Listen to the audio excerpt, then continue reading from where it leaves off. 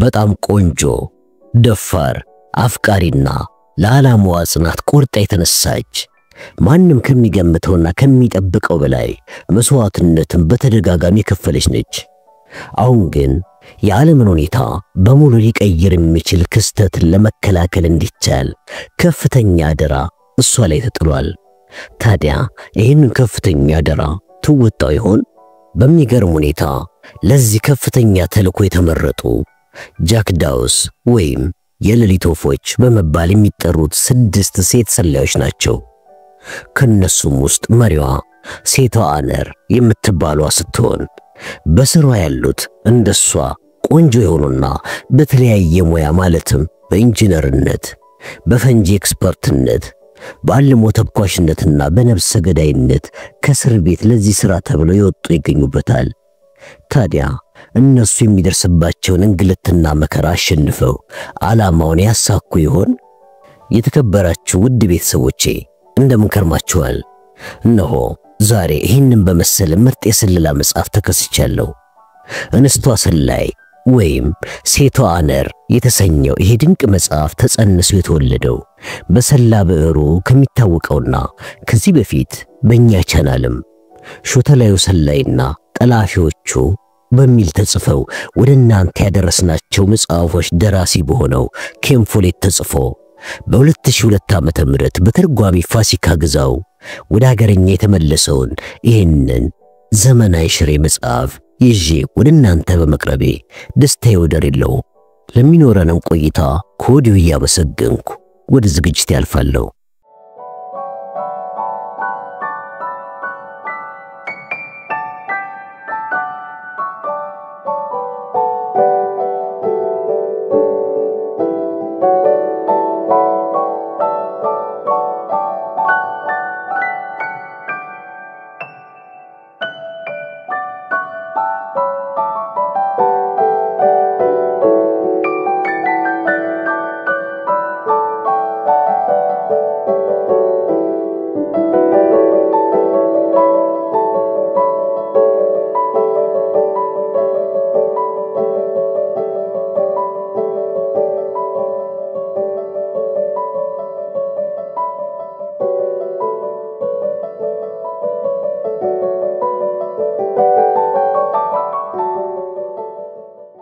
ከምድጃው ኋላ ሰማያዊ ብልሽታና የሆነ የጓጓታ ድምጽ ነበር።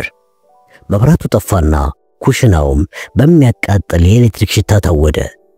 ኃይል ሲቋረጥም የፍሪጁ ሞተር ጋ ብሎ ቆመ። ወጣቱ አብሳይም በጀርመንኛ ምንድነው የሚካሄደው? ምንድነው የተከናወነው? ብሎ ጠየቀ። ፍሊክን ግሪታና ጄሪ ከኋላ ሲሮጡና እየረጋገጧት ሲሄዱ እሷም አብራቸው በበሩ በኩል ኩሽናውን አልፈው ወጡ። በጽዳት ዕቃዎቹ ሳጥን አልፈው አጭሩን ኮሪደር አቋርጡ። ደረጃው ላይ ስትደርስ ፍሊክ ቆመች።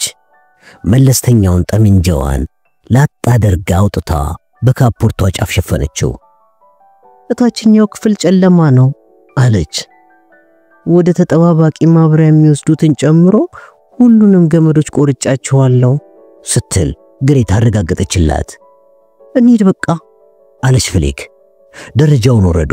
እንደወረዱም ከታችኛዎቹ መስኮቶች የሚመጣው የውጭው ብርሃን እየደበዘዘ ሄደና የታችኛው ክፍል መግቢያዎች ላይ ግማሽ በግማሽ ጨለማ ሆነ። መግቢያው ውስጥ 2 ወታደሮች ቆመዋል። ጠመንጃ ይዞ የነበረው 10 አለቃ እየሳቀ አይዟችሁ አትደናበሩ፣ መብራት ጠፍቶ እኮ ነው አላቸው። ፍሊክ ደረቱ ላይ ብላ ደፋችውና መሳሪያዋን አዙራ 50 አለቃውን ተኮሰችበት። 3ቱ ጩልሌዎች መግቢያውን አልፈው ዘለቁ። ፍሊክ በቀኝ እጇ ሽጉጧን፣ በግራ እጇ ደግሞ መብራት ይዛ ነበር። ራቅ ካሉ ክፍሎች በጀርመንኛ የሚሰነዘሩ የጩኸት ጥያቄዎችና ትንሽ የማሽን ሹክሹክታ ይሰማት ነበር። የእጅ ቶርቿን ለሴኮንድ ያህል አበራቸው። ያለችው ዝቅተኛ ኮርኒስ ካለው ሰፊ ኮሪደር ላይ ነበር። ራቅ ብሎ ደግሞ በሮች እየተከፈቱ ነው። ቶሎ ብላ ጠፋቸው። ከደቂቃ በኋላም የክብሪት እሳት ከሩቅ አየች። ግሬታ መብራቱን ካቋረጠችው 30 ሴኮንድ ይሆናል። ከእይታ ለመሰወር ያላት የአንድ ደቂቃ ምናልባትም ደግሞ ከዛ ያነሰ ነው። በቅርበት ያለውን በር ሞከረችው፣ ክፍት ነበረ። ቶርቿን ውስጡ አደረገች። የፎቶ ስቱዲዮ ነበረ። የታጠቡ ፊልሞች እንደደረቁ የተሰቀሉ ሲሆን ነጭ ጋውን ያደረገ ሰውዬ ደግሞ ይደናበራል። በሩን ዘግታ ኮሪደሩን በሁለት እርምጃ አቋረጠችውና ተቃራኒ አቅጣጫ ላይ የነበረውን በር ሞከረችው። ተቆልፏል። ቤቱ ከመኪናው ማቆሚያ ጥግ ስር ከህንጻው ፊት ለፊት መሰራቱን ስታይ አጠገቡ ያለው ክፍል የነዳጅ ታንከር እንዳለበት ገመተች። ኮሪደሩን አለፈችውና የሚቀጥለውን በር ከፈተችው። የማሽኑ ጩኸት ይበልጥ ጎላ። ቶርቿን ለሴኮንድ ያህል ብቻ ቦግ አድርጋ ብትመለከት የኤሌክትሪክ ጄኔሬተር አየች። ራሱን የቻለ የስልክ ጄኔሬተር መሆን አለበት ስትል ገመተችና ከዚያም በዝቅተኛ ድምፅ ሬሳዎቹን ወደዚህ ጎትቷቸው አለቻቸው። ጄሊና ግሬታ ሬሳዎቹን ወለሉ ላይ ጎትቷቸው። ፍሊክ ወደ ታችኛው ክፍል መግቢያ ተመልሳ ሄደችና የብረት በሩን ዘጋችው። አሁን ኮሪደሩ ሙሉ በሙሉ ጨለመ።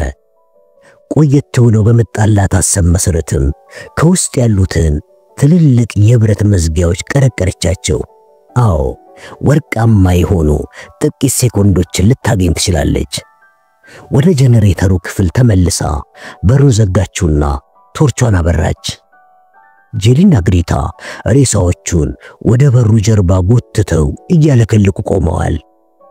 ጨርሰናል አለች ግሬታ በለውሳስ። በክፍሉ ውስጥ በከለር ኮድ የተሰጣቸው ቧንቧዎችና ገመዶች ያሉ ሲሆን በጀርመኖች ብልሃት ነበር የተቀመጡት። ፍሊክም እያንዳንዳቸው ለይታ ታውቃቸዋለች። የንጹህ አየር ቱቦዎች ቢጫ፣ የነዳጅ መስመሮች ቡና አይነት፣ የውሃ ቱቦዎች አረንጓዴ፣ የኃይል መስመሮች ደግሞ ጥቁርና ቀይ ዥንጉርጉር ነበር። የተቀቡትን ለመለየት ቶርቿን ቡናማ ቀለም ወደ ተቀባውና ወደ ጄኔሬተሩ የሚያገናኘውን የነዳጅ መስመር ላይ አበራቸው። በኋላ ላይ ጊዜ ካለ ቀዳዳ ብሱበት እሺ አለቻቸው። ቀላል ነው አለች ጄሊ። አሁን እጅሽን ትከሻዬ ላይ አድርጊና ተከተይኝ። ግሬታ ደግሞ ጄሊን በተመሳሳይ መንገድ ትከተያታለሽ እሺ አለቻት። ፍሊክ ቶርቿን አጥፍታ በሩን ከፈተችው። አሁን ምድር ቤቱን በጨለማ ሊሄዱት ነው። እጇን በግድግዳው ላይ በማድረግ ለመሄድ እንዲመራት በማሰብ አቋረጠች። ብዙ ሰዎች በመደነባበር እየሄዱ እንደሆነ ድብልቅልቅ ካሉ ጎላ ያሉ ድምጾች ተረዱ። አንድ ባለስልጣን ድምጽ በጀርመንኛ ማነው ዋናውን በር የዘጋው ሲል ጠየቀ። ፍሊክ ድምጿን ልክ እንደ ወንድ አድርጋ አልከፈትም ያለ ይመስላል አለች። በጀርመንኛ ተራገመ። ከደቂቃ በኋላ መቀርቀሪያው ሲንኳኳ ተሰማ። ፍሊክ ሌላ በር ጋር ደረሰች። ከፈተችውና እንደገና ቶርቿን ለአፍታ ያህል ብልጭ አደረገችው። ሁለት የተጋደሙ ትላልቅ ነገሮች ያሉበት ነበር። ግሬታም ድምጿን ቀንሳ ባትሪ ክፍል ነው ወደሚቀጥለው ተሸጋገሪ አለቻት። የጀርመናዊ ሰው ድምጽም በልጅታናውን ያየሁት እዚህ አምጡት አለ። መጣው አለች ግሬታ ድምጿን ልክ እንደ ወንድ አድርጋ። ግን ሶስት ወጮለሌዎች በተቃራኒ አቅጣጫ ተጓዙ። ፍሊክ ወደሚቀጥለው ክፍል ገባች። ሁለቱንም ቶርቿን ከማብራቷ በፊት አስገባቻቸውና በሩን ዘጋችው። ረጃጅምና በሁለቱም ግድግዳዎች ላይ ትላልቅ ዕቃዎች ያሉበት ጠባብ ክፍል ነበር። ራቅ ብሎ አንዱ ትንሽ ጠረጴዛ መኖር ይታያል። ሶስት ወንዶችም ተቀምጠው ካርታ ይጫወቱ ነበር። መብራቱ ከጠፋ ጀምሮ ላለፉት የተወሰኑ ደቂቃዎች እዚያው የተቀመጡ ይመስላሉ። አሁን ግን ተንቀሳቀሱ። ልክ እንደተነሱ ፍሊክ ጠመንጃዋን ደገነች። ጄሊን ፈጥና ነበር። ፍሊክ አንድ የተኮሰች የጄሊ ሽጉጥ ሲያንባርቅ አጠገቡ ያለው ሰውዬ ወደቀ። ሶስተኛው ሰውዬ ለመደበቅ ወደ ሌላ አቅጣጫ ዘለለ። ግን ፍሊክ ተከተለችውና ጄሊ ጋር ሁለቱን ተኮሱ። ሰውየው ወደቀ። ፍሊክ የሞቱትን ወንዶች እንደ ሰዎች ለማሰብም አልፈቀደችም። አሁን ለስሜትም ሆነ ለሐዘን የሚሆን ጊዜ የላትም። ቶርቿን በቤቱ ዙሪያ አበራችው። ባየችው ነገር ከልቧ ተደሰተች። አዎ ይህን ነበር የምትፈልገው ክፍል። ከአንድ ረጅም ግድግዳ በሜትር ርቀት ላይ የቆመ በመደዳ የተተከሉ ተርሚናሎች አሉ። ከተርሚናሎቹ ጋር ደግሞ የስልክ መስመሮች ከውጭ መጥተው ይገናኛሉ። ራቅ ካለው ጥግ ቦታ ላይ ደግሞ ተመሳሳይ ገመዶች ከተርሚናሎቹ ጋር ወደ ላይ ወዳለው ስዊች ቦርድ ይሄዳሉ።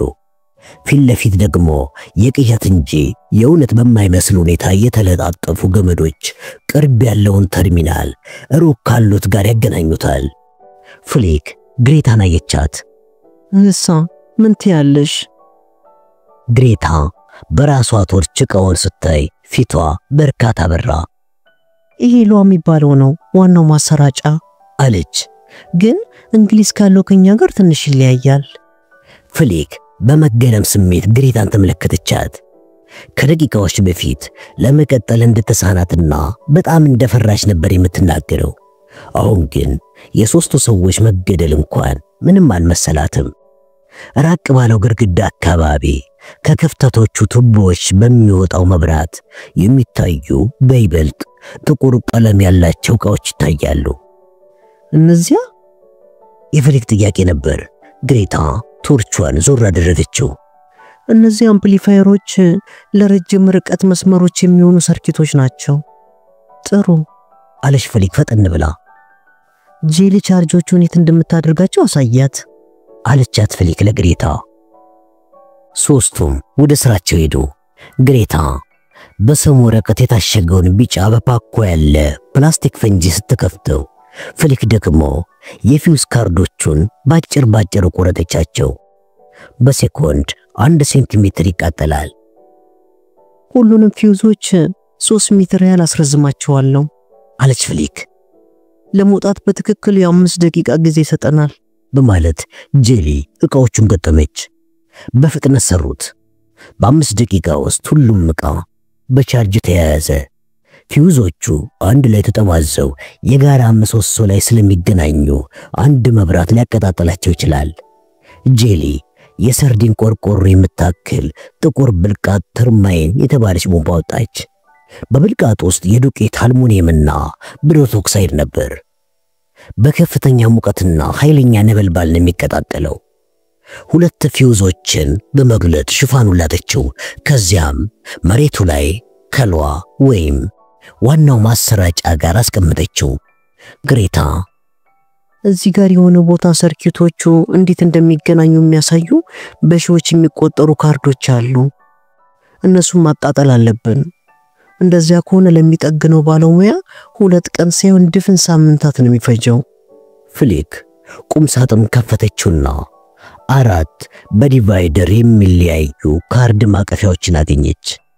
ይህን ነበር ስንፈልግ የነበረው አይደለ?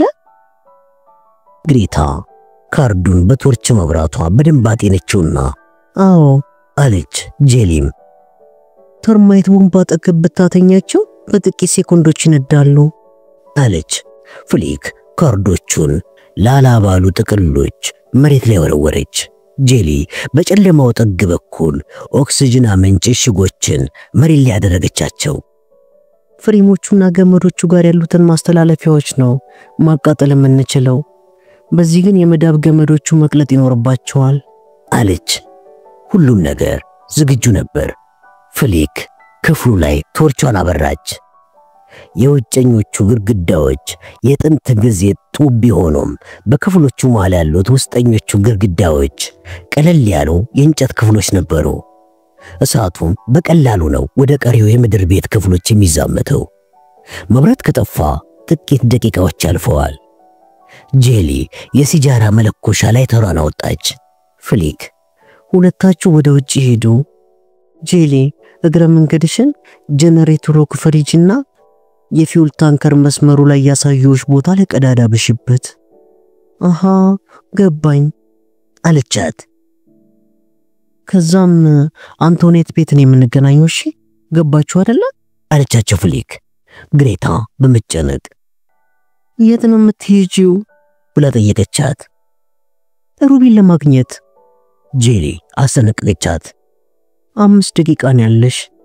ፍሊክ ራሷን በውን ታነቀነቀች። ጄሊ ፊውዙ ለኮሰችውና ሄደች።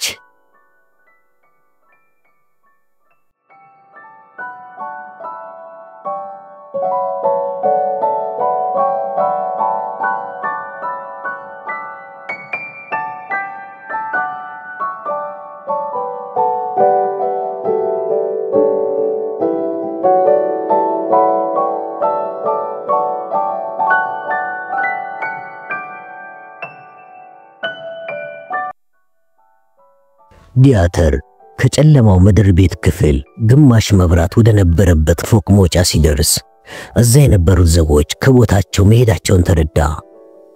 እርዳታ ለማድረግ እንደሄዱ ባይጠራጠርም የዲሲፕሊናቸው ደካማነት አበሸቀው። እዚሁ ቦታቸው ላይ መሆን ነበር የሚገባቸው። ምናልባትም በኃይል እንደሄዱ ተደርገው ሊሆን ይችላል በማለት ህንጻው እየተጠቃ ይሆን እንዴ ብሎ ማሰበ። ደረጃውን ወጣ። ምንም የውጊያ ምልክት ግን አልታየውም። ኦፕሬተሮቹ አሁንም ስራቸውን እያከናወኑ ነው። የስልኩ የኤሌክትሪክ ሲስተም ከሌሎቹ የህንጻው የኤሌክትሪክ ሲስተሞች ጋር የማይገናኝና ራሱን የቻለ በመሆኑ እንዲሁም በመስኮቶቹ ስዊች ቦርዶቹን ለማየት በቂ የሆነ ብርሃን ይገባ ስለነበረ ለኦፕሬተሮቹ ምንም እንቅፋት አላጋጠማቸውም። በምግብ ቤቱ በኩል አድርጎ የጥገና ክፍሎች ወደሚገኙበት የህንጻው ጀርባ ሲያመራ መንገዷ ላይ ኩሽና ውስጥ 3 ካፖርት የለበሱ ወታደሮች ተቆጣጣሪ ሳጥኑ አጠገብ ቆመው ሲያፈጡ ተመለከተ። ኃይሉ ተቋርጧል አለ። አውቄያለሁ አለ አንዱ ሸሚዙ ላይ የ50 አለቃ ምልክት ያለው። ከዚያም እነዚህ ሁሉ ገመዶች ተቆርጠዋል ሲል ዲያተርም ድምጹን ከፍ አደረገና ታዲያ በፍጥነት ቀጥሏቸው እንጂ ደደቦች አለ። ምን አይነት ደደቦች ናችሁ? ጭንቅላትን ያከክብ ብትቆም ዋጋ ያለው መሰለ እንዴ? 50 አለቃውም እጢው ዱብ አለ። እሺ ጌታዬ። የተጨነቀ አንድ ምግብ አብሳይ ደግሞ የኤሌክትሪክ ምድጃ ይመስለኛል ጌታዬ። ምን ሆነ ደግሞ እሱ ሲል ዲያተር እንደ ብራቅ ጮሆ ጠየቀው። ማለት ሻለቃ ከምድጃው ኋላ ነበሩ። ከዚያ የሆነ ጓጓታ ተሰማ። ማን ነው ምድጃው ኋላ የነበረው? አላወኩም ጌታዬ። ወታደር አይደለም እንዴ? አንተ የማታውቀው ማን ነው? አረ አይደለም ጌታዬ፣ የሆነች የጽዳት ሰራተኛ ናት። ዲያተር ምን እንደሚል ግራ ገባው። ህንጻው ላይ ጥቃት እየተካሄደ እንደሆነ ግልጽ ሆነለት። ግን ጠላት የት ነው ያለው? ከኩሽኑ ወጥቶ ደረጃውን ይዞ እላይኛው ፎቅ ወዳሉት ቢሮዎች አመራ። የሆነ መታጠፊያ ላይ ግን አንድ ነገር አይን ውስጥ ገባ። ዞሮ አየ። አንድ የጽዳት ሰራተኞች ጋውን አድርጋ መጥረጊያና ባልዲ ያዘች ረጅም ሴት ከምድር ቤት ደረጃ ወጥታ እየመጣች ነበር። ጭንቅላቱ በፍጥነት እያሰበ ቆሞ አፍጥጦ ተመለከታት። እዚህ መሆን አልነበረባትም። ጀርመኖች ብቻ ናቸው ምድር ቤት የሚገቡት። በእርግጥ መብራት ሲጠፋ ማንኛውም ነገር ሊፈጠር ይችላል።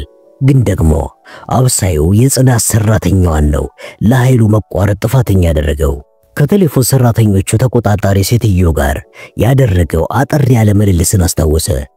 ማናቸውም ቢሆኑ ለሥራው አዲስ አይደሉም ያለችው። ግን ፈረንሳውያን የጽዳት ሰራተኞች ይኖር ይሆን እንዴ ብሎ አልጠየቃትም። ደረጃውን ወረደና አገኛት። ለምንድነው ምድር ቤት ሄደሽ የነበረው ሲል በፈረንሳይኛ ጠየቃት። ላጸዳ ነበር የሄድኩት፣ ግን መብራት ጠፍቷል። ዲያተር ተኮሳተረ። ይሄ ነው ሌላው ባልቻለው አነጋገር ነበር ፈረንሳይኛ የምትናገረው። እዛ መግባት አይፈቀድልሽም እኮ አላት። አዎ ወታደሩ ያን ነግሮኛል። ራሳቸው ናቸው የሚያጸዱት፣ ግን አላወኩም። አነጋገሯ የእንግሊዛዊ አይደለም ሲል ዲያተር ገመተ። ታዲያ የማናገር አነጋገር ነው። ምን ያህል ጊዜ ሰራሽ እዚህ? ገና ሳምንቴ ነው። እስከዛሬ ደግሞ ፎቅ ላይ ብቻ ነበር የምሰራው። የምትናገረው ግልጽና የሚያሳምን ቢሆንም ዲያተር ግን አልረካም። ተከተኝ። እጇን ጠፍርጎ ያዛት። ወደ ኩሽና ይዟት ሲገባ አልተከላከለችውም። ዲያተር አብሳዩን ጠየቀው። ይቺ ሴት ታውቃታለህ እንዴ? አዎ ጌታዬ፣ ምድጃው ኋላ ስትጠርግ የነበረችው ናት። ዲያተር አያት። እውነት ነው? አዎ ጌታዬ፣ ያበላሸሁት ነገር ካለ ይቅርታ። ዲያተር አነጋገሯ ወዲያውኑ መጣለት። ጀርመናዊት ነሽ አይደለ? አይደለሁም። አንቺ ውሻ ከሃዲ። አብሳዩን አየው። ከዛም ያዛትና ተከተለኝ፣ ሁሉንም ትነግረኛለች።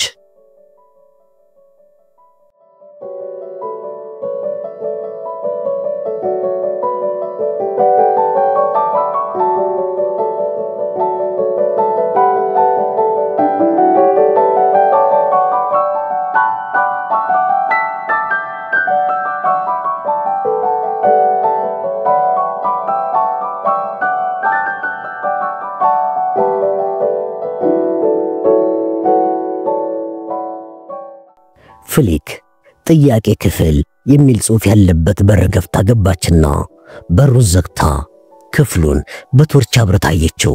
እላዩ ላይ ብዙ የሲጃራ ቁሪዎች እንዲሁም ብዙ ወንበሮች ዙሪያውን ያሉበት ርካሽ የፓይን ጠረጴዛና የብረት ዴስክ ማየች። ቤት ውስጥ ሰው የለም። ግራ ተጋባች። እስር ቤቱን አግኝታ እያንዳንዱን በቶርች አብርታ ተመልክታለች። እስር ቤቶቹ ግን ባዶ ነበሩ። ጊልበርትን ጨምሮ ጌስታፓዎች ላለፉት 8 ቀናት የማረኳቸው እስረኞች ወደ ሌላ ቦታ ተዘዋውረው መሆን አለበት ወይም ደግሞ ተገድለዋል። ሩቢ ግን እዚህ የሆነ ቦታ መኖር አለባት። ከዚያም ከበስተግሯ ወደ ሌላ ውስጣዊ ክፍል የሚያስገባ በር አየች። ቶርቿን አጥፍታ ወደ ውስጥ ከፍታ ገባችና በሩን ዘግታ እንደገና ቶርቿን አበራችው። ሩቢን ወዲያውኑ አየቻት። የሆስፒታል ኦፕሬሽን ማሽን የሚመስል ጠረጴዛ ላይ ለጥ ብላለች። በልዩ ልዩ ሁኔታ የታሰሩ መያዣዎች ክንዶቿንና ቁርጭምጭሚቷን ጠፍንገው ስላሰሯት ጭንቅላቷን ማነቃነቅ ተስኗታል። ከማሽኑ ጋር የተገናኘ የኤሌክትሪክ ገመድ ቀሚሷ ውስጥ ገብቶ ወደ ላይ ይሄዳል። ፍሊክ ሩቢ ላይ ሲፈጸም የነበረውን ወዲያውኑ ለመገመት በመቻሏ በፍርሃትና በመሳቀቅ ቁና ተነፈሰች። ወደ ጠረጴዛው ሄደችና ሩቢ ተሰሚኛለሽ? ሩቢ እየሰማሽኝ ነው? ሩቢ አጓራች። የፍሊክ ልብ ይደልቃል። ሩቢ አልሞተችም። ነፃ አውጣሻለሁ ሩቢዬ፣ ነፃ አውጣሻለሁ አለች።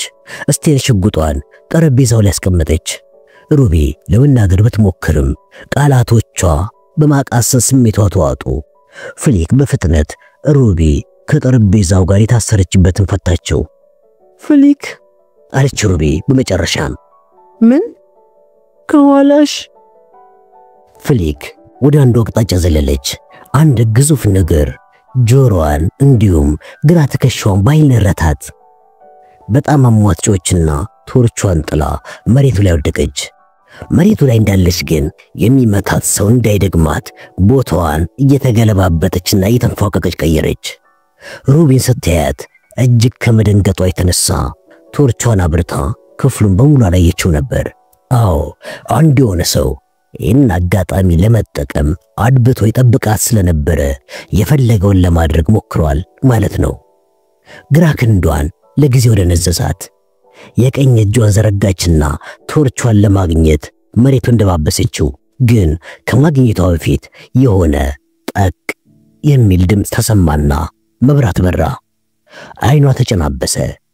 አንድ ችምችም ያለ ጸጉርና ክብ ጭንቅላት ያለው አጭር ወፍራም ሰውዬ ሲሆን ሩቢ ከኋላው ቆማ ነበር። በጨለማ ሳሉ አንድ ብረት ቆመጥ የሚመስል ነገር አንስታ ስለነበረ አሁን በተጠንቀቅ ይዛው ቆማ ነበር። ልክ መብራት ሲመጣ ሩቢ የሰውየውን ጭንቅላት በኃይል በያዘችው ብረት ነረከችው። እጅግ በጣም ኃይለኛ ምት ስለነበረ ሰውየው ወድቆ መሬት ላይ ተጋደመና ጭጭ አለ። ፍሊክ ተነሳች። ወዲያውኑ እጇን ተሰማት፣ ደነዘዛት። እስቴን ሽጉጧን ማረሳቸው። ሩቢ የተጋደመው ሰውዬ አጠገብ ተንበርክካ ነበር። 50 አለቃ ቤከርን ታውቂዋለሽ? አለቻት። ደህና ነሽ? አሁን ደህና ነሽ አይደለ? አለች ፍሊክ። ህመሙ ያንገሸግሸኛል። አሁን ግን የኔን ስቃይ በተራይ ለዚህ ለቆሻሻ ዲቃን አጋራዋለሁ አለችና እያለከለከች በመከራ የቤከርን ግዙፍ ሰውነት ተሸክማ ጠረጴዛው ላይ አወጣችው። አቃሰተ። እየተነቃቃ ነው አለችና ፍሊክ እጨርሰዋለሁ በቃ ልጨርሰው ስትላት 10 ሴኮንድ ብቻ ስጪኝ በማለት ሩቢ የሰውየውን አጥንቶች ቀጥ አደረገቻቸው። መንቀሳቀስ እንዳይችል ቁርጭምጭሚቱንና ክንዶቹን አሰረቻቸው። በኋላም ከኤሌክትሪክ ማሽኑ ሲሊንደር ተርሚናሉን አወጣችና አፍ ውስጥ ተቀጠቀችው። እንደታፈነ ቢጮህም መንቀሳቀስ አልቻለም። ጭራሽ በእርሷ ላይ ቅድም እንዳደረገው ፕላስተር አምጥታ በጥርሷ ቆረጠችና ሲሊንደሩን አስተማምና አሰረችው። ከዚያም ማሽኑ ጋር ሄደችና ስዊቹን ለኮሰችው። ትንሽ የዜማ አይነት ድምፅ ተሰማ። ጠረጴዛው ላይ የተኛው ሰው የታነቀ አይነት ሰው ድምፅ እያሰማ ጮኸ። የታሰረው ሰውነቱ ከዛ ተንቀጠቀጠ። ሩቢ ለአፍታ ያላየችውና እንሂድ በቃ አለች። 50 አለቃ ቤከር ብዙ ሺህ ሰዎችን ባሰቃየበት ጠረጴዛ ላይ ራሱ ተጋድሞ ይጮህ ጀመር። በርድ ቤት ውስጥ እንደተቀመጠች እንዳሳማ በቀጭን ድምፅ የሚንጫረረውን 50 አለቃ ቤከርን ትተውት ወጡና ቀጥታ ሄዱ። ፍሊክ ሰዓቷን ተመለከተች። ጄሊ ፊውዞቹን ካበራቻቸው 2 ደቂቃዎች አለፉ። ከጥያቄ ክፍሉ ወጡና ወደ ኮሪደሩ ደረሱ። መግቢያው ጋር በእርጋታ የሚያወሩ 3 ወታደሮች ነበሩ። ፍሊክ ከኋላው አስከተላት በፍጥነት ወደ እነሱ ተራመደች። ፍሊክ ምንም ሳያናግሯት ዝም ብላ እንደምታልፋቸው ነበር የተማመነችው። ነገር ግን በበሩ ውስጥ ቁመተ ለግላጋው ፍራንክ ዲያተርንና ሌሎች 2 ያላወቀቻቸው ሰዎችን አስከትሎ ሲቃረብ ተመለከተችው። በድንገትም ስትቆም ሩቢ በጀርባዋ ከግድግዳው ጋር ተጋጭታ ቆመች። ፍሊክ ቅርብ ወዳለው በር የሬዲዮ ክፍል ወደሚለው ክፍትና ባዶ ስለነበረ ሁለቱም ገቡበት። በሩን ኢንች ያህል ክፍት ተወችው። ሻለቃ ዲያተር በጀርመንኛ ሲያንባረቅ ሰማቸው። ሻምበል፣ 2 እዚህ መጠበቅ ያለባቸው ሰዎች የት ሄዱ? አላወኩም ሻለቃ፣ እኔም እየጠየቅኩኝ ነበረ። ፍሊክ ከስቴን መሳሪያዋ ላይ ድምፅ ማፈኛውን አወጣችውና መሳሪያውን ለፍጥነት ተኩስ አዘጋጀችው። እስካሁን 4 ጥይቶች ብቻ ስለተጠቀመች 28 ይቀሯታል። 50 አለቃ፣ አንተና 10 አለቃ እዚህ ዘቡኑና ቆሙ። ሻምበል፣ አንተ ወደ ሻለቃ ወቤር ቢሮ ሄድና ሻለቃ ዲያተር በአስቸኳይ ምድር ቤቱ ላይ አሰሳ እንድታደርግ አዘዋል ብለህ ንገረው። አሁኑኑ አሰሳው ይካሄድ፣ አሁኑኑ ይታሰስ። በልፍጠን። ከደቂቃ በኋላ የዲያተር ኮቴዎች የሬዲዮን ክፍል አለፉት። ፍሊክም እያዳመጠች አጮልቃ ዲያተር እልም ብሎ ሄዷል። እንሂድ አለቻትና የራዲዮኑን ክፍል ለቀው ወደ ዋናው በር ሄዱ። 10 አለቃውን በፈረንሳይኛ ምንድነው እዚህ የምታደርጉት አላቸው። ፍሊክ ያዘጋጀችው መልስ ነበራት። ጓደኛዬ ሻሌራ ለስራው እንግዳ ናት እና መብራት ሲጠፋ ተደነባብራ ወዳልሆነ ቦታ መጣ ነው አለችው። 10 አለቃው የተጠራጠረ መሰለ። እንዴት ትደናበራለች ታዲያ? ሩቢም ይቅርታ፣ በጣም ይቅርታ ጌታዬ፣ እኔ እዚህ ማጽዳት ያለብኝ ነበር ይመስለኝ፣ ግን ማንም አላስቆመኝም። 50 አለቃውም በጀርመንኛ ስማ 10 አለቃ፣ እዚህ እኮ አስወጧቸው እንጂ አስገቧቸው አልተባልንም ብሎ ሳቅና በእጁ እንዲያርፉ ነገራቸው።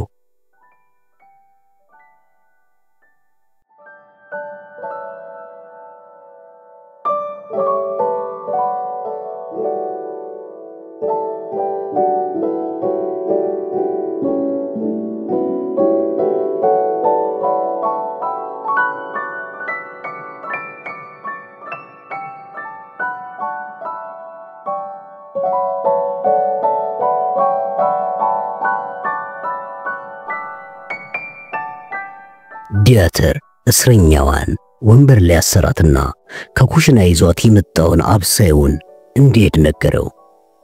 ምን ያህል ጊዜ እንዳለው በማሰብ ሴትየዋን ለአፍታ ያህል ተመለከታት። ከህንፃው ውጭ ባለው መንገድ አንድ ሰላይ ተይዛለች። ሌላዋ ሰላይ ከሆነች ከምድር ቤቱ ወደ ላይ ስትመጣ ተይዛለች። ሌሎቹ መጥተው ሄዱ ማለት ነው። ለመግባት የሆነ ቦታ እየጠበቁ ይሆን እንዴ? ሕንፃው ውስጥ ሊሆኑ ይችላሉ ወይስ ምን እየተካሄደ ነው? ይህን ደግሞ አለማወቁ በጣም አናደደው።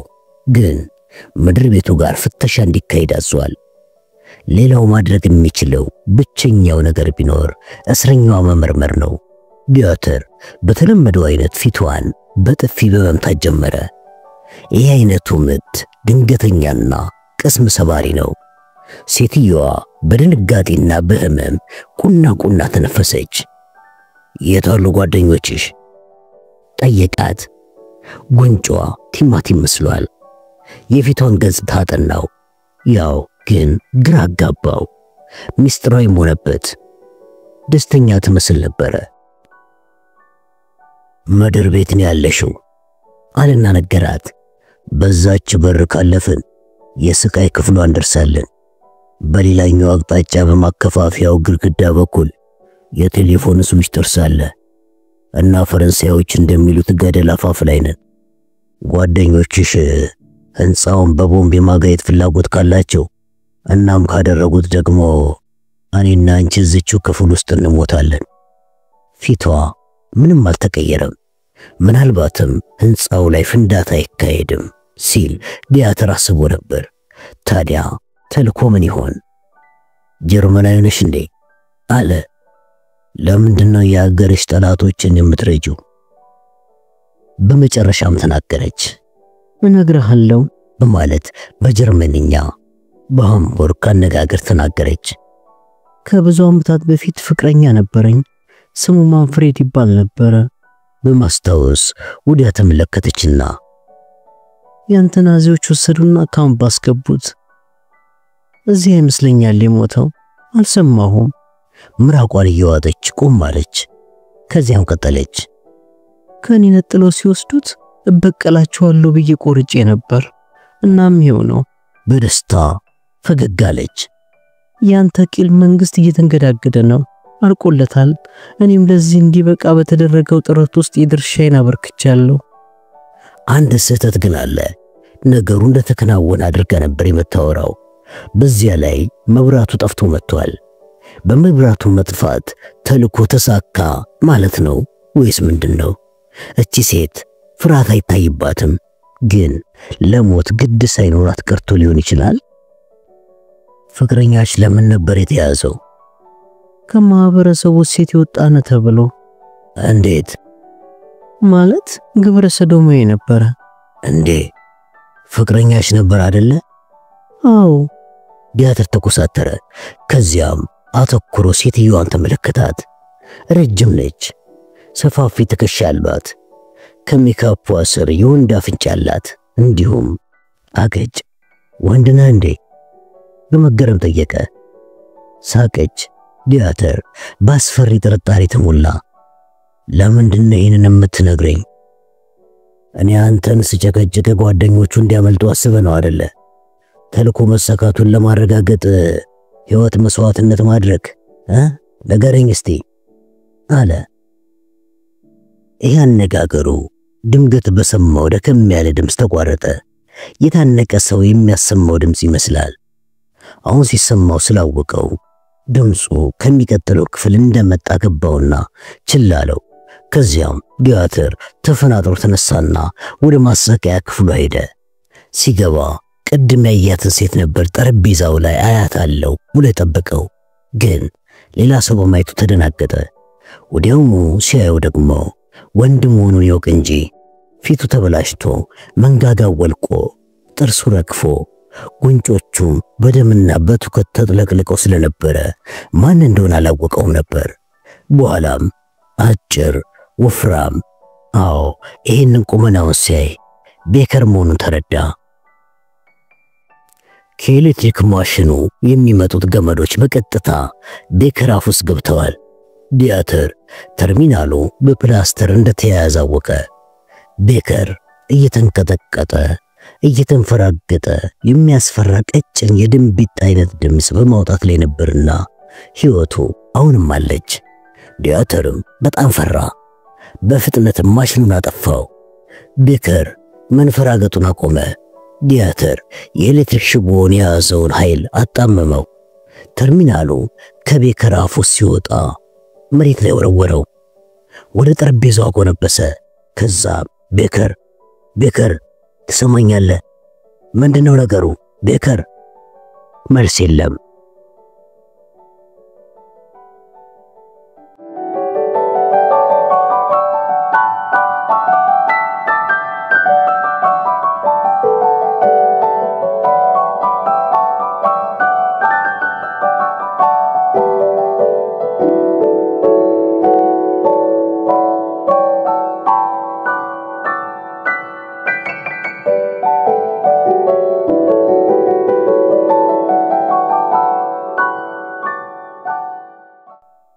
ፎቁ ላይ ሁሉም ሰላም ነው። ፍሊክና ሮቢ በፓሪስ በበርሊንና ኖርማንዲ ለሚገኙ የውሳኔ አካላት ገመዶቻቸውን ሰክተው በቀጭን ድምጽ በማነጋገሪያቸው ሲነጋገሩና ሲጣደፉ የነበሩትን ብዙ በመደዳ ስዊች ቦርዳቸው ጋር ያሉ ሴቶችን በፍጥነት እየተራመዱ ባጠገባቸው አለፉ። ፍሊክ ሰዓቷን አየች። በሁለት ደቂቃዎች ውስጥ እነዚህ ሁሉ የስልክ መገናኛ ገመዶችና ዕቃዎች በሙሉ መልሶ ለመገጣጠም በሚያስቸግር ሁኔታ ይበጣጠሱና ይፈነዳሉ። ፍሊክም አሁን በቃ ቶሎ መውጣት በቻለን ስትል ተመኘች። ከህንጻው ውስጥ ምንም ሳያጋጥማቸው ወጡ። በሴኮንዶች ውስጥ አደባባዩ መንገድ ላይ ደርሳሉ። ምንም አልቀራቸውም። ግን ግቢው ውስጥ ጄሊን ስትመለስ አገኟት። ግሪታ አይታለች። ካንቺ ጋር አይደል እንደሄደችው ስትል ፍሊክ መለሰች። እንዳልሽን ጄነሬተር ክፍል ካለው የናፍጣ መስመር ላይ ቻርጅ ለማድረግ ግሪታ አልፋኝ ሄደች። ግን አንቶኔት ጋር አልደረሰችም። ፖልንም አግኝቼዋለሁ፣ አላየኋትም። ልፈልጋት ነው የተመለስኩት። ጄሊ በእጇ የወረቀት ፓኮ ይዛለች። ዘበኛውን ምሳይዤ ልምጣ ብዬ ነው የወጣሁት አለች። ፍሊክ ተናደደች። ግሪታ ውስጥ መሆን አለባት። ወይኔ ተመልሼ አያታለሁ አለች ጄሊ በቁርጥነት። ቻርተር ስራ እያለን ከጌስታፖዎች አድናኛለች። ውለታው አለብኝ። ፍሊክ ሰዓቷን ተመለከተችና ከሁለት ደቂቃ ያነሰ ጊዜ እኮ ነው ያለን። እሺ በቃ እንሂድ። ተመልሰው ወደ ውስጥ ሮጡ። የስልክ ኦፕሬተሮቹ አዩአቸው። ፍሊክ በሁለት ሐሳብ እየተጨናነቀች ነበረ። አንድ ሰው አድናለሁ ብላ ሌሎች ሁለት የቡድን አባላቷን ጨምራ ልታጣ ነው፣ ራሷንም ጭምር። ደረጃው ጋር ደርሳ ቆመች። እነዚያ ቀልደው ከምድር ቤት ያሳለፏቸው ወታደሮች አሁን ፈጽሞ ቀላል አይሆኑላቸውም። እንደ በፊቱ አለች ድምጿን ቀንሳ። በየዋህነት ቀረቧቸውና ከዚያ ተኮሱባቸው። አንድ ድምጽ ከበላያቸው ምንድነው የምትሰሩት እናንተ? ፍሊክ በድንጋጤ ቀጣለች። በትከሻዋ ዞራ ወደ ኋላው አየች። ደረጃውን የሚወርዱት አራት ሰዎች ነበሩ። የሻለቃ ዩኒፎርም ያደረገው አንደኛው ሽጉጡን እሷ ላይ ደግኖባታል። ሻለቃ ዌበር መሆኑን አይታወቀችው። ዲያተር ምድር ቤቱን ለማሰስ ያሰማራ ቡድን ነው፣ ግን መጥፎ ሰዓት ላይ ወረዱ። ፍሊክ ምነው ባልተመለስን ብላ ተቆጨች። አሁን አንድ የቡድን አባል ሳይሆን አራት ናቸው የሚጎሏት። ዌበር እናንተ ሴቶች ሳያችሁ የምታሴሩ ነው የምትመስሉኝ። ምን ፈልገ ነው ከኛ ደግሞ በማለት እኛ እኮ ጠራጊዎች ነን አለችው። ምናልባት ናችሁ አለና ሴቶችም ከጠላት ቡድኖች ጋር እዚህ ከተማ ውስጥ አሉ።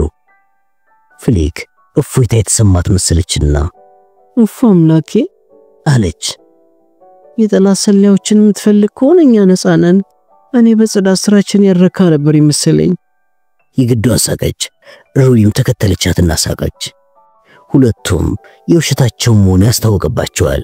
ዌበር እጅ ወደ ላይ አላቸው። ፍሊክ እጇን እያነሳች ሰዓቷን አየች። 30 ሴኮንድ። ወደ ታች ወረዱ። ከዛም እሱም ወደ ታች ወረዱ አለ በድጋሚ። ፍሊክ የግዷን ወረደች። ሩቢና ጄሊም አራቱ ሰዎች እየተከተሏቸው ወረዱ። ሴኮንዶቹን ለመቁጠር እንዲመቻት የቻለችውን ያህል ቀስ ብላ ሄደች። ደረጃው ስር ሲደርስ ቆመች። 20 ሴኮንድ ቀረ። አንቺ አሁንም አትሄጂም እንዴ? አለ አንዱ ጠባቂ። ፍሊክ ሻለቃ አላናግረው አለችው። ሂጂ ነው የምልሽ አለ ዌበር። እዚህ መግባት የማይፈቀድልን መስሎኝ። ሂጂ ብያለሁ። 5 ሴኮንድ ቀረ። ከዚያም ኃይለኛ ፍንዳታ ተሰማ። ኮሪደሩ መጨረሻ አካባቢ የዕቃ ቤቱ ክፍል ማከፋፊያ ግድግዳዎች ወደ ውጭ ፈነዱ። ከዚያም ተከታታይ የግጭት ድምጾች ነበሩ። ፍርስራሾቹ በእሳት ተያያዙ። ፍሊክ ወድቃለች። በአንድ ጉልበቷ ተነሳችና ከካቦርቷ ውስጥ ሽጉጧን አውጥታ አካባቢዋን አነጣጥራ ቃኘች። ጄሊና ሮቢ በግራና በቀኝ አሉ። የምድር ቤቱ ጠባቂዎች ዌበርና ሌሎቹ 3 ሰዎችም ወድቀዋል። ፍሊክ ቃታውን ሳበችው። ከአራቱ ጀርመኖች ዌበር ብቻ ነበር በንቃት ቆሞ የነበረው። ፍሊክ ጥይቷን ስትረጨው ዌበር ሽጉጡን ተኮሰው። ከፍሊክ አጠገብ የነበረችው ጄሊ ለመነሳት እየጣረች ጮኸችና ወደቀች። ያን ጊዜ ፍሊክ ዌበርን ደረቱ ላይ መታችውና ሞተ። ፍሊክ ወለሉ ላይ ተኝተው በነበሩት 4 ሰዎች ላይ ተኩሳ ጥይቷን ጨረሰች። ከዚያም ከኪሷ ቀሪውን ጥይት አውጥታ እንደገና መሳሪያው ሞላቸው። ሮቢ ጄሊ ላይ አጎንብሳ ጠጋለችና ትንፋሿን አዳመጠች። ከደቂቃ በኋላ ቀናለችና ሞታለች ስትል ተናገረች። ፍሊክ ግሬታ ከነበረችበት ካለው የኮሪደር ክፍል አሻግራ ተመለከተች። ከዕቃ ቤቱ ግድግዳዎች ላይ እሳት የሚንቦገቦግ ቢሆንም የጥያቄ ክፍሏ ግድግዳ ግን አልበገር ብላ የቆመች ትመስላለች። ወደ ሰዓቱ እየሮጠች ሄደች።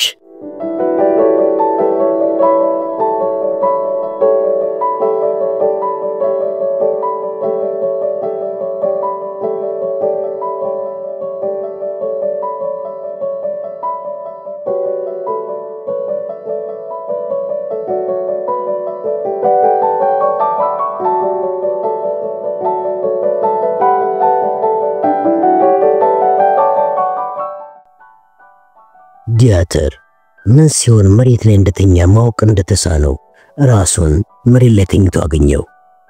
የነበልባሉን ጩኸት እየሰማ ጢሱ ሸተተው። እየታገለ ተነሳና ወደ ጥያቄ ክፍሉ ተመለከተ። የጥያቄ ክፍሉ ጠንካራ የጦር ግድግዳ ሕይወቱን እንዳዳነለት ወዲያውኑ የተረዳው። በዕቃ ቤቱና በጥያቄው ክፍል መካከል ያለው ግድግዳ ተደርምሷል። በጥያቄ ክፍሉ ውስጥ የነበሩት ጥቂት ንብረቶችም በፍንዳታው ተፈነጣጥረው ግድግዳው ላይ ተከምረዋል። እስረኛዋም እጇ እንደታሰረ ወንበሯ ላይ ሆና መሬት ላይ ወድቃ ስለነበረ ተመሳሳይ ድል ገጥሟት ሳትሞትም አትቀርም። የዕቃ ቤቱ ክፍል በእሳት የተያዘ ሲሆን እሳቱም በፍጥነት እየተዛመተ ነው። ዲያተር ለማምለጥ በሴኮንዶች የሚቆጠር ጊዜ ብቻ እንዳለው ተገነዘበ። የጥያቄ ክፍሏ በር ተከፍታ ፍሊክ ጠመንጃዋን እንደያዘች ቆማለች።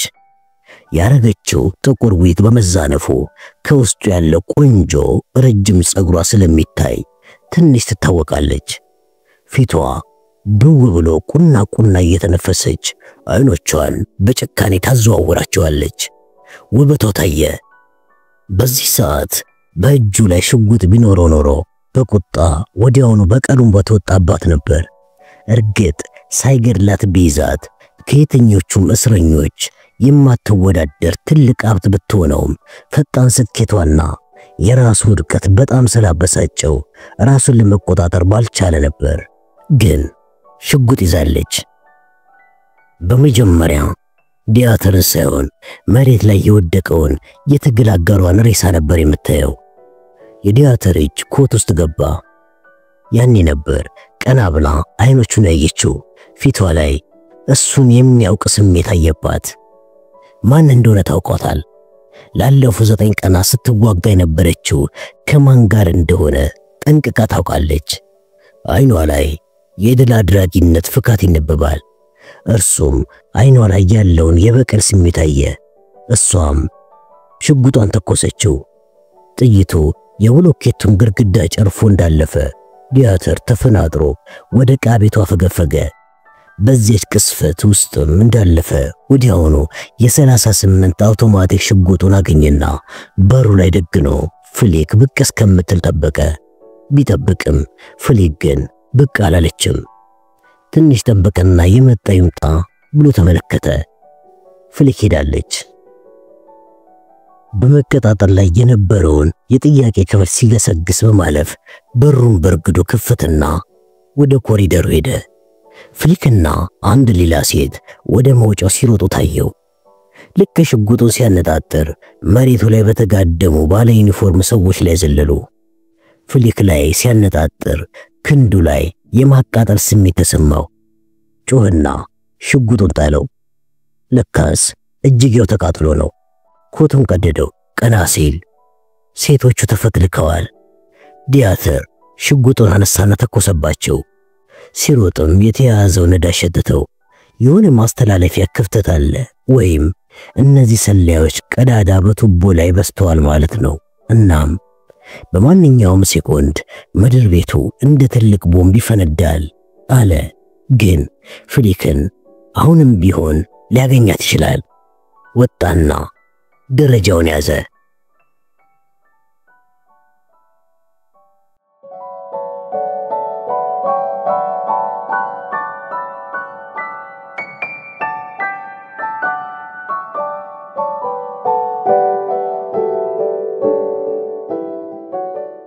በማሰቂያ ክፍል ውስጥ የሻለቃ ቤከር ዩኒፎርም በእሳት መያያዝና ጢስ ማውጣት ጀመረ።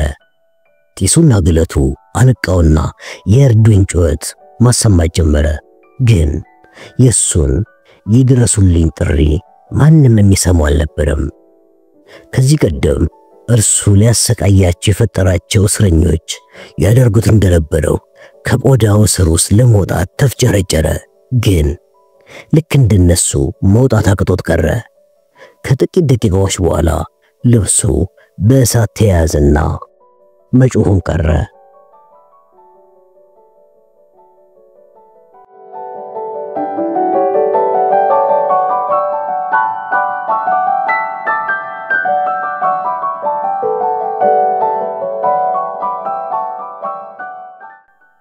ፍሊክ ዞር ስትል ዲያተር ሽጉጥ ይዞ ደረጃውን ወርዶ ሲመጣና ሲከተላቸው አየችው። ግን ዞር ብላ ስታነጣጥር ቀድሞ ሊተኩስባት እንደሚችል ፈራች። ከዛም ለመሮጥ ወሰነች። እሷና ሮቢ ስዊች ቦርዱ ባለበት አካባቢ ሲሮጡ የእሳት አላርሙ ተነክቶ ኖሮ ቤቱ መያያዝ ጀምሮ ነበር። ኦፕሬተሮቹ በሙሉ ከዚያ ወጥተው በሩ ጋር ተሰብስበው ሲቆሙ ፍሊክ ከብዙዎቹ ጋር መተላለፍ አቅቷት ትርምስ ውስጥ ራሷን አገኘችው። እርግጥ ዲያተር በዚህ ግርግር ውስጥ አነጣጥሮ ለመምታት የሚቸገር ቢሆንም የተሰበሰቡ ሴቶች ግን የሮቢንና የፍሊክን ፍጥነት በእጅጉ ቀነሱት። ፍሊክም ፈጥና ለማለፍ መገፍተርና በጭካኔ መራገጥም ጀመረች። የፊት ለፊቱ መግቢያ ጋር ደረሱና ደረጃዎቹን ይዘው ወረዱ። አደባባዩ ላይ ሞተሩ ሳይጠፋ የኋላ በሮቹ ተከፍተው የቆመውን የሞሌርን መኪና ፍሊክ አየችው። አጠገቡ እንደቆመ ፖል በጭንቀት የብረት መግቢያውን ያይ ነበር። ፍሊክ በሕይወቷ ካየችው ምንም ነገር በላይ ተወዳጅ ሆኖ ታያት። ነገር ግን ሁለቱ ዘበኞች በሩ ጋር ተረጋግተው የነበሩ ሴቶች ወደ ሌላ ጥግ ማለትም ከመኪኖቹ ርቀው ጥጉን እንዲይዙ በእጃቸው ምልክት ይሰጧቸው ጀመር። ፍሊክና ሮቢ ግን ትዕዛዙን ችላ በማለት ወደ መግቢያው ሮጡ። ወታደሮቹም የፍሊክን ጠመንጃ ሲያዩ የራሳቸው መሳሪያ ወጡ። ፖልም ጠመንጃውን ብቅ አደረገና ወደ ብረት መተላለፊያዎቹ አነጣጠረና ሁለቴ ሲተኩስ ዘበኞቹ ወደቁ። ከዚያም ፖል መግቢያውን በረገደው። ፍሊክ ሩጫዋን እንደቀጠለች ሽጉጥ ተተኮሰና ጥይቱ እሷን አልፎ መኪናውን መታው። ዲያተር በመተኮስ ላይ ነበረ። ፖል ዘለለና የመኪናውን ሞተር በማስነሳት ተጠባበቀ። ፍሊክና ሮቢ ደግሞ ፈጥነው ከበስተጀርባ ወጡ። መኪናው መሄድ እንደጀመረ ፍሊክ ዲያተር ሰማያዊ መኪናው ከቆመችበት ሲሮጥ አየችው። በዚያች ቅስፈት እሳቱ ተስፋፍቶ ከምድር ቤት ወጣና የነዳጅ ታንከሮቹ ጋር ደረሰ። ከዚያም የመሬት መንቀጥቀጥ በሚመስል ሁኔታ ከከርሰ ምድሩ ፍንዳታ ወጣ። መኪና ማቆሚያውን ፈነዳና ጠጠር ኮንክሪት ወደ ላይ ተረጨ።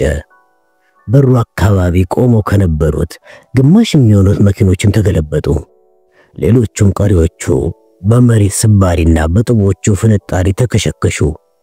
ዲያተር ተወርውሮ ደረጃው ላይ ተመልሶ ወደቀ። የነዳጁ ቧንቧ ወደ አየር ፈንድቶ ሲተኮስ እሳትም እታች ከነበረ መሬት ላይ ወጣ። ብዙ መኪኖችም ተያያዙና ነዳጃቸው አንድ ባንድ ተቃጠለ። ከዚያም የነ ፍሊክ መኪና ስለበረረ ፍሊክ ምንም ማየት አልቻለችም። ፖል በከፍተኛ ፍጥነት እየነዳ ከመንደር ወጣ። ፍሊክና ሮቢም በመኪናው የብረት ወለል ላይ መንጠር ጀመሩ። ግን ፍሊክ ተልኳቸው ከዳር የደረሰ መሆኑ ተከሰተላት። ልታምንም አልቻለችም። በሆነ ማጎሪያ ካምፕ ውስጥ በመሞት ላይ ሊሆኑ የሚችሉትን ወይም የሞቱትን ዲያናና ሞዴን እንዲሁም በቅርብ ሰዓት ሕይወታቸው ያለፈውን ግሪታና ጄዲ ስታስብ መደሰት አቃታት። ሆኖም በመንገድ ላይ ያለውን የቴሌፎኑን ሕንጻና የፈነዳውን የመኪና ማቆሚያ በማየቷ ደግሞ የጭካኔ እርካታ ተሰማት።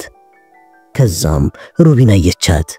ሩቢም ፈገግ አለችላትና አሸነፍን አይደል አለች። ፍሊክ በአዎንታ ራሷን ነቀነቀች። ሩቢም ፍሊክ ላይ ጥምጥም ብላ አቀፈቻት። አዎ በማለት ፍሊክም አሸንፈናል አለቻት።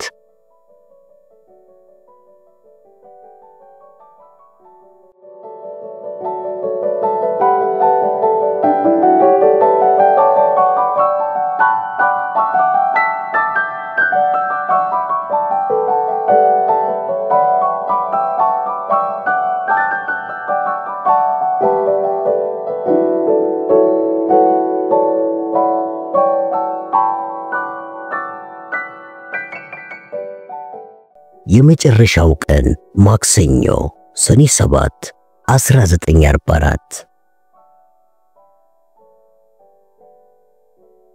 ዲያተር በራይብስ ባቡር ጣቢያ መግቢያ ላይ ቆሟል።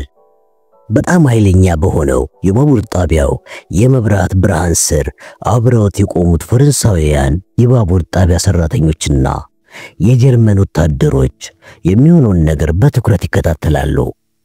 እስረኞቹን ይዞ ከፓሪስ የሚመጣው ባቡር የዘገየ ቢሆንም ለዲያተር ግን ባቡሩ እየመጣ መሆኑ ተረጋግጦ ተነግሮታል።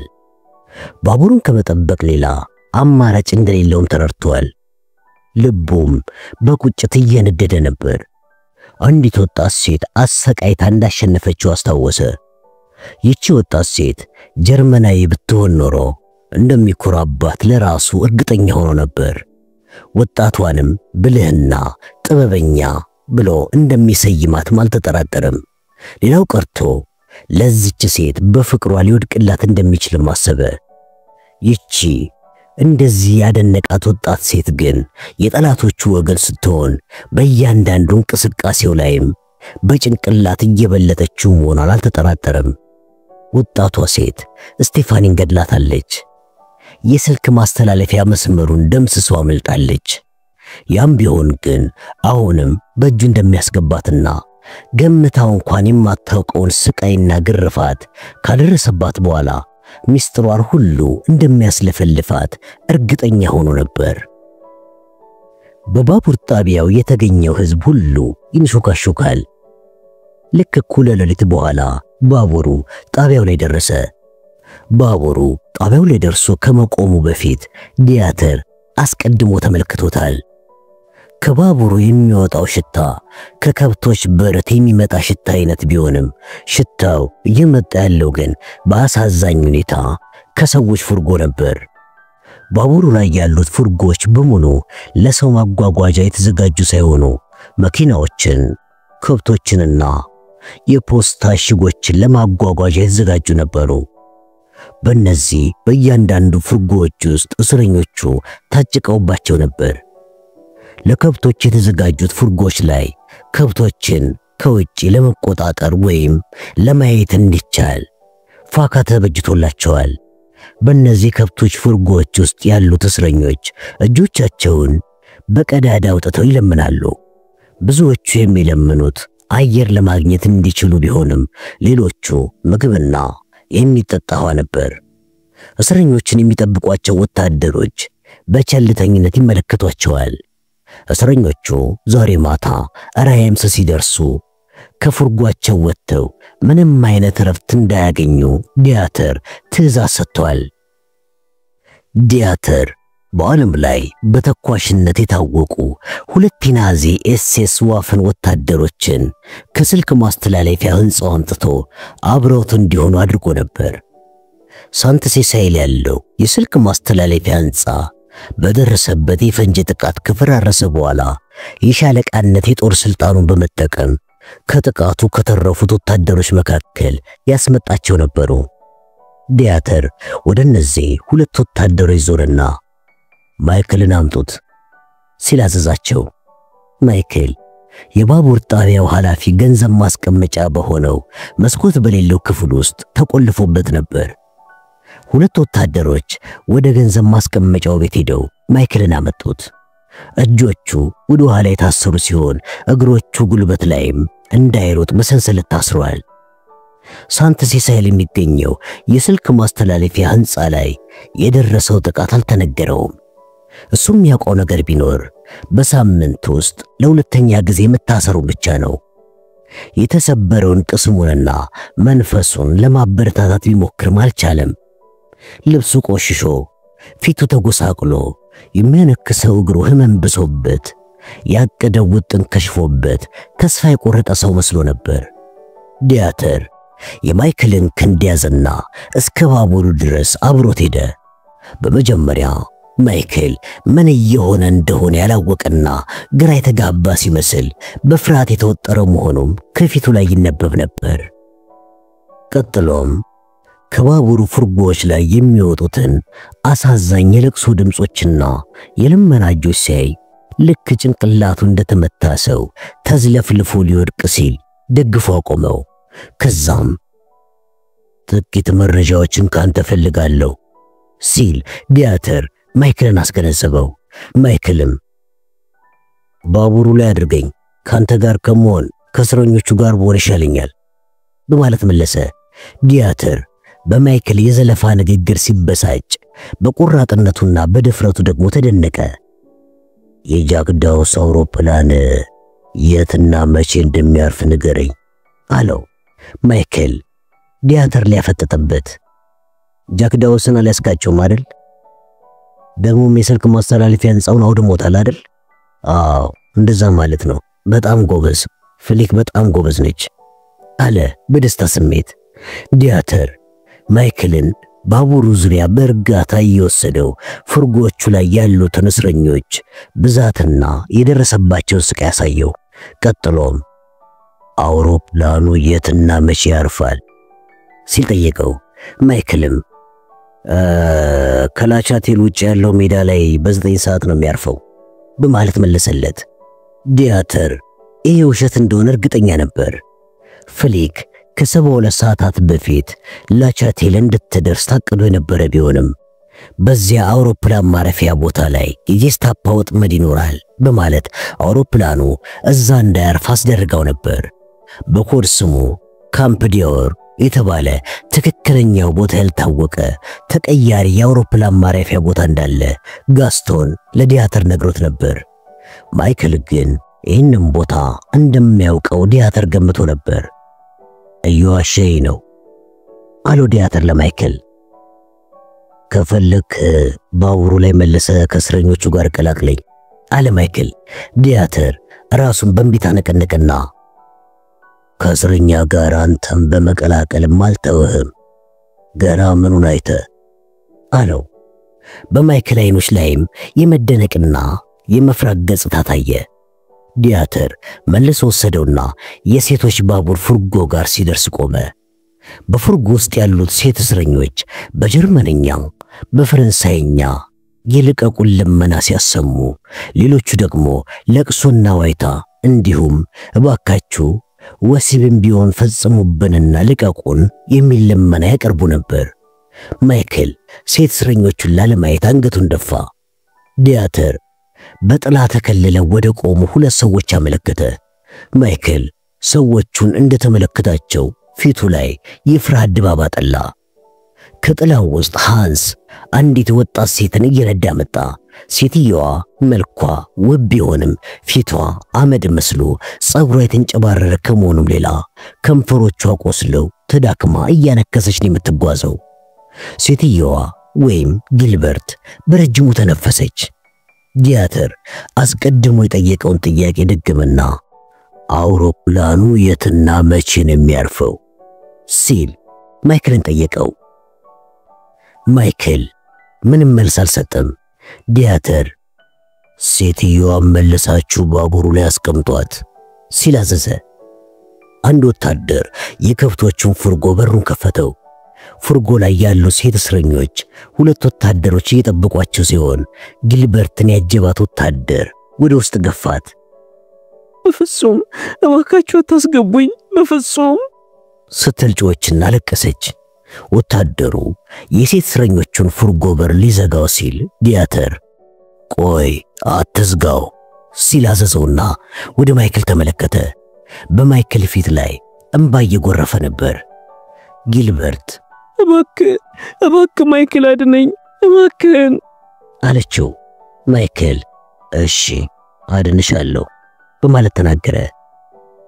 ከአሁን በኋላ ግን እንዳትዋሸኝ ሲል አስጠነቀቀው። ዲያተር እሺ ከእስር ቤት አውጣት በማለት መለሰ ማይክል። ጃክ ዳውስን የሚወስደው አውሮፕላን የሚያርፍበትን ቦታና ሰዓት ንገረኝ አለ ዲያተር። ከላርኩ በስተ ምስራቅ በሚገኘው የድንች አትክልት ስፍራ ሌሊት በ8 ሰዓት ያርፋል ሲል ተናገረ ማይክል። ዲያተር ሰዓቱን አየ። 6 ሰዓት ከሩብ ሆኖ ነበር። ቦታውን አሳየኝ አለው ማይክልን።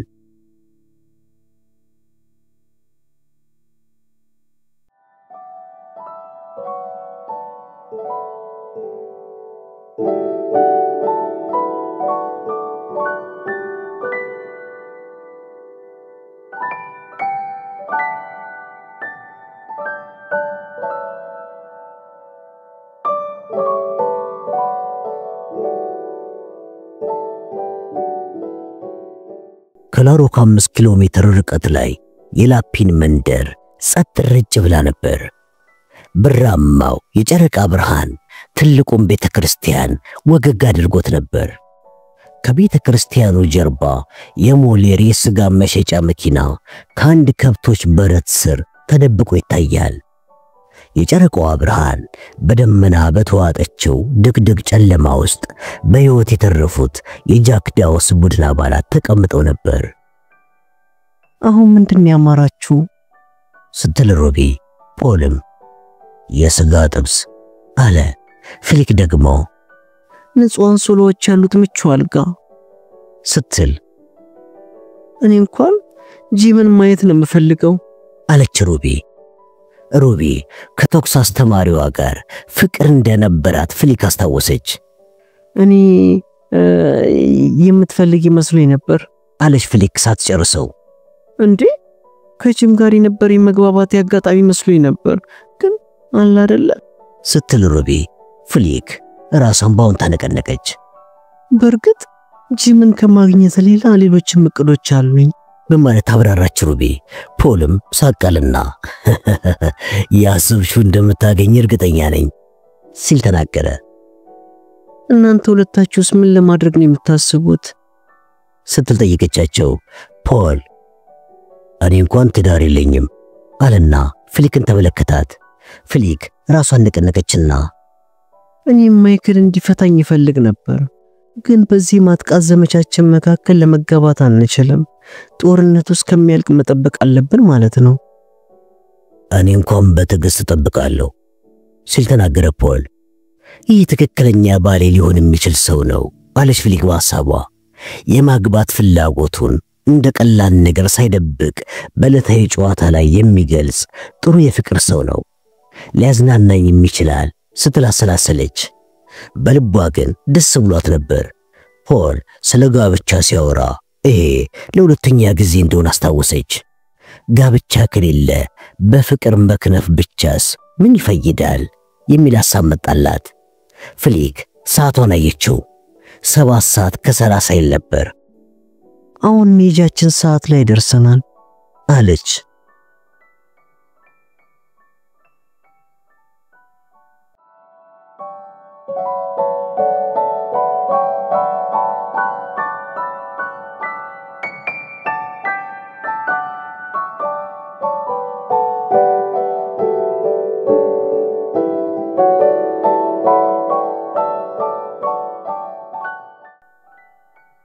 ዲያተር አንድ በፍንዳታ ወቅት ከስልክ ማዞሪያ ህንፃ ውጪ ቆሞ የነበረ በመሆኑ ከመቃጠል የተረፈ ማርቸዲስ ሊሞዚን መኪና አዞ አስመጣ። ይህ ማርቸዲስ ሊሞዚን መኪና ላሮ ከሚገኘው የድንች እርሻ ቦታ አጠገብ በሚገኘው የወይን እርሻ ቦታ ጠርዝ ላይ ለማመሳሰያ የሚሆን ቅጠል ለብሶ ቆሞ ነበር። በመኪናው የኋላ መቀመጫ ላይ ማይክልና ጊልበርት እጅና እግራቸውን ታስረው በሃንስ እየተጠበቁ ተቀምጠው ነበር። በተጨማሪም ዲያተር ጠመንጃ የታጠቁ 2 ወታደሮች አብሮት ነበሩ። ዲያተርና ወታደሮቹ ወደ ድንች እርሻው አተኩረው ይመለከታሉ። በጨረቃው ብርሃን ውስጥ ሁሉም ነገር ወለል ብሎ ይታያቸው ነበር። ዲያተር አሸባሪዎቹ በጥቂት ደቂቃ ውስጥ እዚህ ይደርሳሉ። እዚህ አድፍጠን እየጠበቅናቸው እንደሆነ ስለማያውቁ በድንገት ልንማርካቸው እንችላለን። ግን አስታውሱ፣ ሁሉንም አሸባሪዎች በተለይም ማሪያቸው የሆነችውን ሴት ከነ ሕይወቷ መያዝ ፈልጋለሁ። የምትተኩሱት አቁስላችሁ ለመያዝ እንጂ ለመግደል መሆን የለበትም ሲል ገለጸላቸው። አንደኛው አልሞ ተኳሽ ወታደር ከነ ሕይወታቸው እንይዛለን ብለን እንኳን ቃል አንገባም። ይሄ ድንች እርሻ ቦታ የ300 ሜትር ስፋት አለው። ለምሳሌ ጠላት ከኛ 150 ሜትር ይርቃል እንበል። በዚያ ርቀት ላይ የሚሮጥን ሰው እግሩን እመታለሁ ብሎ ማንም እርግጠኛ መሆን አይችልም በማለት ተናገረ። እነርሱ አይሮጡም፣ አውሮፕላን ነው የሚጠብቁት። ፓይለቱ ከአየር ላይ ሆኖ እንዳያቸው የኤሌክትሪክ ባትሪ ብርሃኖችን እያበሩ መስመር ሰርተው መቆም አለባቸው። ያ ማለት ደግሞ ፓይለቱ እንዳያቸው ለብዙ ደቂቃዎች ባትሪውን ይዘው መቆም አለባቸው ማለት ነው ሲል አብራራላቸው። እንዴ የሚቆሙት ሜዳ መሃል ላይ ነው እንዴ ሲል ጠየቀ ወታደሩ። አዎ ማለት መለሰ ዲያተር። ወታደሩ ራሱን ባውንታ ነቀነቀና እንደዚያ ከሆነ ተኩሶ እግራቸውን መምታት እንችላለን ማለት ነው። ጨረቃዋ ደመና ውስጥ ገብታ ጨለማ ካልሆነ ማለት ነው አለ። ጨረቃዋ ደመና ውስጥ ከገባችና አሸባሪዎቹ መምጣታቸውን ካረጋገጠን ለመተኮስ እንዲያመቸን መኪናችንን መብራት እናበራዋለን በማለት መለሰ። ማርቸዲሱ ትልቅ የፊት መብራት እንዳለው ያስታወሰ። ሌላኛው አልሞ ተኳሽ ወታደርም አዳምጡ ቆይ ጸጥ በሉ ሲል ጮኸ። ሁሉም ጸጥ አሉ። አንድ መኪና እየተጠጋ ነበር። የዚህ ጊዜ ሁሉም ተንበረከኩ። የጨረቃው ብርሃን በደንብ የሚያሳይ ቢሆንም የአትክልቶቹ ቅርንጫፎች ጥቅጥቅ ያሉ ስለነበሩ እነ ዲያተር ዝቅ ካሉ ሊታዩ አይችሉም ነበር። አንድ መብራት ያጠፋ መኪና ከመንደር ወጥቶ መንገዱን ተከትሎ መጣ። ወደ ድንች እርሻው የሚያስገባ ዋናው በር አጠገብ ደረሰ። አንዲት ሴት ከመኪናው ላይ ዘላ ወርዳ በሩን በሰፊው ከፈተችው። ዕቃ መጫኛው መኪና በሩን አልፎ ገባና ሞተሩን አጠፋ። ሌላ አንዲት ሴትና አንድ ወንድ ከመኪናው ላይ ወረዱ። አሁን ጸጥ በሉ ሲላሾካሾከ ዲያተር። በድንገት ጸጥታው በጣም ከፍተኛ በሆነ የመኪና ጥሩምባ ድምፅ ደፈረሰ። ዲያተር ዘለልና ተራገመ። ድምፁ የወጣው ከጀርባቸው ካለው ማርቸዲስ ነበር። ያ አምላክ ያለ ሲል ጮኸ። በማርቸዲሱ የሹፌር በር በኩል ወደ ተከፈተው መኪና መስኮት ዘሎ ሄደ። ከዛም የሆነውን ነገር ተመለከተ። ማይክልን ሃንስ ታግሎ ከማስቆሙ በፊት ከተቀመጠበት የኋላ ወንበር ዘሎ በመነሳት በታሰሩት ሁለት እጆቹ የመኪናውን ክላክስ ነክቶት ነበር። በመኪናው ጋቢና የተቀመጠው ሃንስ አሁን ሽጉጡን ማይክል ላይ የደገነበት ቢሆንም ጊልበርት ግን ሃንስ ላይ ወድቃ እንዳይተኩስበት እየታገለች ነበር። ዲያተር ደረሰና ማይክልን ከመታው በኋላ የመኪናውን ክላክስ እንዳይነካ ሊከለክለው ቢሞክርም የቆመበት ቦታ አላስቻለውም። የነጻነት ጦር ሰላዮቹ መስማት እንዲችሉ ማይክል ደጋግሞ የመኪናውን ክላክስ ነካው። ዲያተር ፈጥኖ ሽጉጡን መዘዘ። ማይክል የመኪናውን ጥሩምባ ተወና የፊት መብራት ማብሪያውን ፈልጎ በማግኘት የፊት መብራቱን አበራው። ዲያተር ሲመለከት ያዘጋጃቸው ሁለት ወታደሮች እንደተንበረከኩ በመኪናው ብርሃን የተጋለጡ መሆናቸውን አየ። ሁለት ወታደሮች ከንብርክካቸው ቢነሱም ራሳቸውን ከመኪናው ብርሃን እይታ ከመሰወራቸው በፊት የአውቶማቲክ መሳሪያ ተኩስ ከሜዳው ላይ ተሰማ። አንደኛው ወታደር ጮህና መሳሪያውን ጥሎ ሆዱን እንደደገፈ የማርቸዲሱ መኪና ፊት አካል ላይ ተዘረጋ። ሌላኛው ወታደር ደግሞ ጭንቅላቱ በጥይት ተመታ። ዲያተር ግራ እጁ ላይ በጥይት እንደተመታ በረጅሙ አጓራ። ቀጥሎም በመኪናው ውስጥ የተኩስ ድምጽ እንደተሰማ ማይክል የለቅሶ ድምጽ አሰማ። ሃንስ እላዩ ላይ የወደቀችበትን ጊልበርት በመጨረሻም እንደምንም ገፍትሮ ከላዩ ላይ አነሳትና ሽጉጡን መዘዘ። ሃንስ ማይክልን ደግሞ በጥይት ሲመታው የማይክል እጆች የመኪናውን ክላክስ ማድረጊያ ነክተውት የነበረ በመሆኑ በጥይት ከተመታ በኋላም ሰውነቱ እጆቹ ላይ በማረፍ የመኪናውን የክላክስ ድምጽ ማሰማቱን ቀጠሉ። ሃንስ ማይክል ላይ ለሶስተኛ ጊዜ ቢተኩስም ማይክል ሕይወቱ ስላለፈ በድን አስካሪኑ ላይ ነበር ተኩስ የመታው። ጊልበርት ጮኸችና ራሷን በድጋሚ ሃንስ ላይ ወርውራ በታሰሩት እጆቿ ሃንስ ሽጉጥ የያዘበትን እጁን ጨምድዳ ያዘችው። ዲያተር ተኩሶ ጊልበርትን ሊገላት ሽጉጡን ቢያወጣም ሃንስ ከሷ ስር ስለነበረ እሱንም ደርቦ እንዳይመታው በመስጋት ሊተኩስ አልቻለም። አራተኛ የተኩስ ድምፅ ተሰማ። የተኮሰው ሰው አሁንም ሃንስ ሲሆን ራሱን ካገጩ ስር ተኩሶ በመምታት ነበር የገደለው። ከአፉ ደም እየፈሰሰ የማንቋረር ድምፅ ካሰማ በኋላ መኪናው በር ላይ ተዘረጋና አይኖቹን ጣሪያው ላይ ሰቀለ። ዲያተር ተጠንቅቆ ጊልበርት ጭንቅላት ላይ አለመና ተኩሶ ገደላት። ወደ መኪናው መሪ ሄደና በቀኝ እጁ የማይክልን አስከሬን ከመሪው ላይ አነሳው። ማይክልን ከመሪው ላይ እንዳነሳው የመኪናው ክላክስ መጮህን አቆመ። የመኪናውን የፊት መብራትም አጠፋው። ወደ ሜዳው አሻግሮ ሲመለከት የዕቃ መጫኛ መኪናው አሁንም እንደቆመ ቢሆንም የጃክ ዳውስ ቡድን አባላት ግን የሉም። ለብዙ ደቂቃዎች ጸጥ ብሎ ቢያዳምጥም ምንም የሚንቀሳቀስ ነገር ማየት አልቻለም። በቦታውም ላይ ብቻውን መሆኑን አረጋገጠ።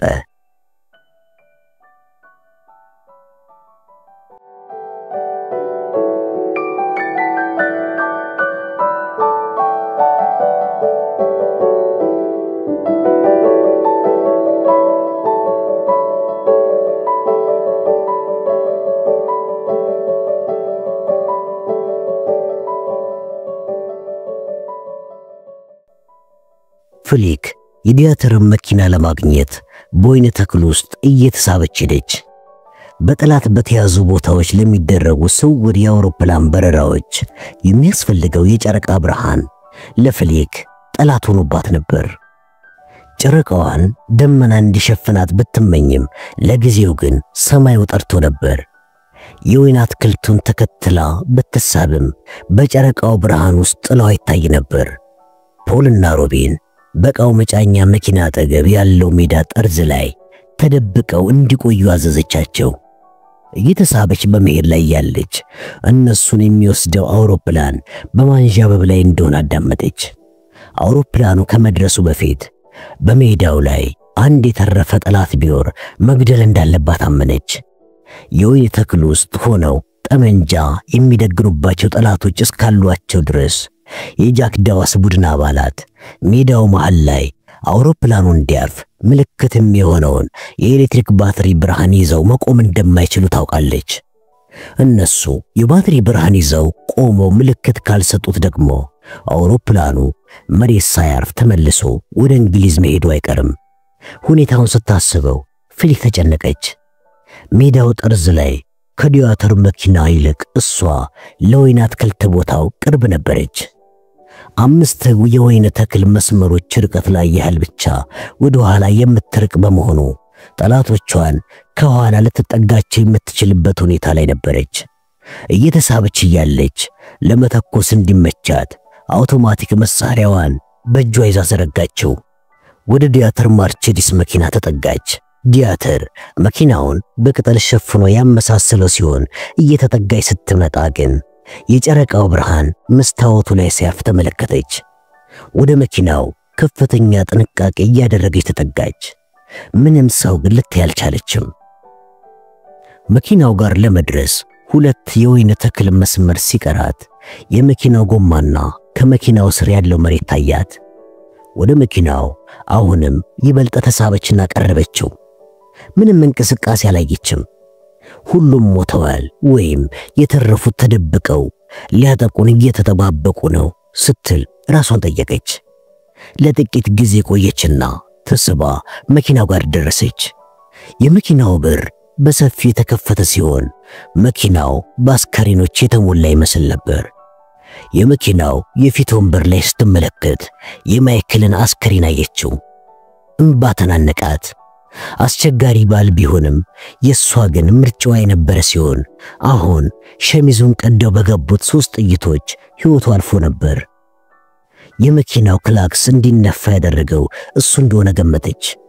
እሱ ከሆነ ደግሞ ክላክስ ያደረገው ያንን በማድረጉ እሱ ሞቶ ሕይወቷን እንዳተረፈ አመነች። በዚህ ጊዜ በጣም አዘነችለት።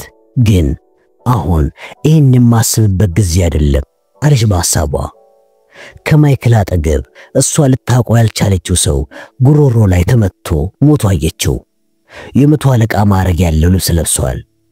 ከመኪናው ኋላ ሌሎች አስከሬኖች ነበሩ። በተከፈተው መኪና የኋለኛው በር ስትመለከት አንዱ አስከሬን የሴት ሆኖ አየች። ይበልጥ ለማየት ጎንበስ ብላ ስትመለከት አስከሬኑ የጊልበርቱን አገኘችው።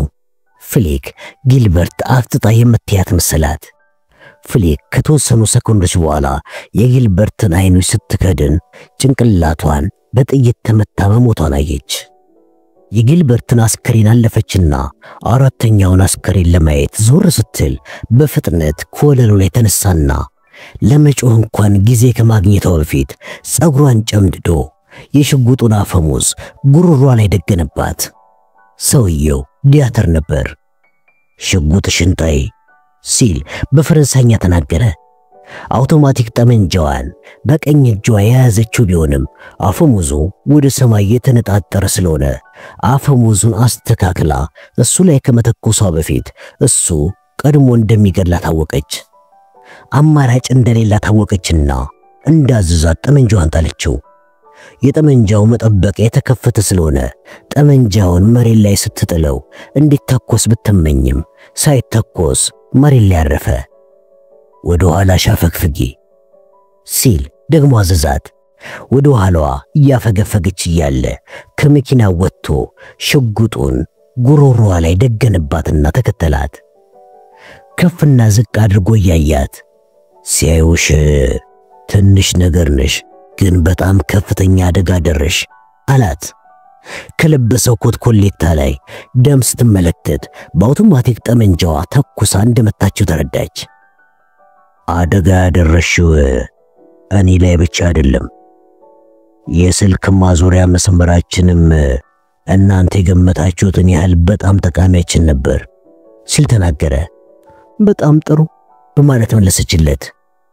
አሁን ደግሞ የነጻነት ጦራችሁን ጉዳት እንዲደርስበት ልታደርጊ ነው አላት። ሮቢና ፖልን ተደብቀው እንዲቀመጡ ጥብቅ ትዕዛዝ መስጠት እንዳልነበረባት አሰበች። ትዕዛዝ በመስጠቷ እነሱ መጥተው ከዲያተር ሊያድኗት የሚችሉበት እድል እንደሌላቸው ተገነዘበች። ዲያተር ሽጉጡን ከጉሮሮዋ ወደ ትከሻዋ አነጣጠረ። አንቺን ልገልሽ አልፈልግም፣ ግን አካለ ስንኩል እንድትሆኝ የሚያደርግሽ ቦታ ላይ በጥይት መታሻለሁ። ቁስሉ የመናገር ችሎታሽን እንዳይቀንሰው ፈልጋለሁ። አሁን በጭንቅላትሽ የምታስታውሻቸውን የአባሎቻችሁን ስሞችና አድራሻዎች ሁሉ ትሰጭኛለሽ ሲል አስጠነቅቃት። በስክሪፕቷ ክዳን ውስጥ ያስቀመጠችውን ራሷን ለማጥፋት እንዲሆናት ያዘጋጀችውን ኪኒን አስታወሰች። ይህን ኪኒን አሁን ልዋጠው እንዴ ስትልም ራሷን ጠየቀች። ሳንት ሲሳይል የሚገኘውን የእስረኛ መመርመሪያ መሳሪያችንን ማውደምሽ ያሳዝናል። ስለዚህ አንቺን ለመረመር ወደ ፓሪስ ወስድሻለሁ። እዛ የወደመብንን አይነት የእስረኛ መመርመሪያ አለን ሲል ተናገረ። ስለ ኤሌክትሪክ መግረፊያ መሳሪያና ሌሎች የናዚ እስረኛ መመርመሪያ መሳሪያው ስታስብ አንዘፈዘፋት። አንቺ የመንፈስ ጥንካሬሽና ቅስምሽ ተሰብሮ የምታውቂው ሚስጥር ሁሉ እንድታወጪ ሊያደርግሽ የሚችለው ምርመራ ዘዴ ምን እንደሆነ አላውቅም። በመግረፍና በማሰቃየት የሚመጣ ህመም የማንንም ሰው ጥንካሬ የሚሰብር መሆኑ ቢታወቅም አንቺ ግን ለብዙ ጊዜ ስቃይ ህመም ሊቋቋም የሚችል እንደዛ አይነት ጥንካሬ እንዳለሽ እገምታለሁ አለ ዲያተር ግራ እጁን ሲያነሳው።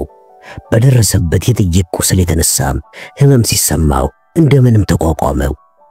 ፊቷን በግራ እጁ እየነካ የፊትሽ መልኩን እንዲያጣ ሲደረግ ሚስጥርሽን ልታወጪ ትችያለሽ። አፍንጫሽ ሲሰበር፣ ከንፈሮች ሲቆረጡ፣ አንድ አይንሽ ሲወጣ፣ ጆሮሽ ሲቆረጥ ልትናገሪ ትችያለሽ በማለት ገለጸላት። ፍሊክ በንግግሩ ፍርሃት ቢገባትም ያልተሸበረ ገጽታ እያሳየችው ነበር። አይደለም እንዴ አለና እጁን ባንገቷ ስር አድርጎ ወደ ጦቶቿ ላከው። የፊት ገጽታሽ እንዲበላሽ መደረጉ እንድትናገሪ ካላደረገሽ ደግሞ የወሲብ ስቃይ እንዲደርስብሽ ይደረጋል። በብዙ ሰዎች ፊት ራቁትሽን እንድትሆኚ ትደረጊያለሽ። ከዛም የሰከሩ ሰዎች እንዲያሰቃዩሽ ወይም እንደ እንስሳ እንዲዳሩሽ ትደረጊያለሽ ሲል አስፈራራት። ያንን በማድረግ ማን ይበልጥ የሚሰቃይ ይመስላል? እኔ ረዳት የለሽ ወይስ አንተ እውነተኛው የጭካኔ መልእክተኛ? ስትል ሳትሸበር ጠየቀችው። እጁን ከሷ ላይ ያነሳና ከነዚህ ሁሉ ስቃዮች ሌላ ደግሞ ሴት ልጅ ዘላለሟን ማህኑን እንድትቀር የሚያደርግ የስቃይ አይነት አለን በማለት ተናገረ። ይህን ሲናገር ባሏ እንዲሆን የመረጠችውን ፖልና ዘላለም ልጅ እንድትወልጂ አድርግሻለሁ የሚለውን አባባሉን አገናዝባ ስታስበው በፍርሃት ተወራጨች። አዎ አለ ዲያተር፣ አንቺን የመንፈስ ጥንካሬሽንና ጽናትሽን የማሸንፍበትን ቁልፉን አግኝቼዋለሁ ሲል አክሎ ተናገረ። ከሱ ጋር መነጋገሯ የሞኝ ስራ ሆኖ ታያት። የሷን መንፈስ ሰብሮ መረጃ ለማግኘት የሚያስችለውን መረጃ እንደሰጠችው ተገነዘበች። አሁን በቀጥታ ወደ ፓሪስ ነው የምንሄደው። እዛም ማለዳ ላይ እንደርሳለን።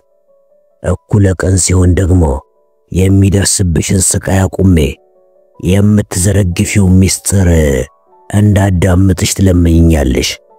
ነገ ማታ ደግሞ በአንቺ መረጃ ላይ ተመስርተን ሰሜን ፈረንሳይ ውስጥ ያለውን የነጻነት ጦር ሰላይ በሙሉ እንለቅማለን ሲል ተናገረ። ፍሊክ በፍርሃት ደነዘዘች።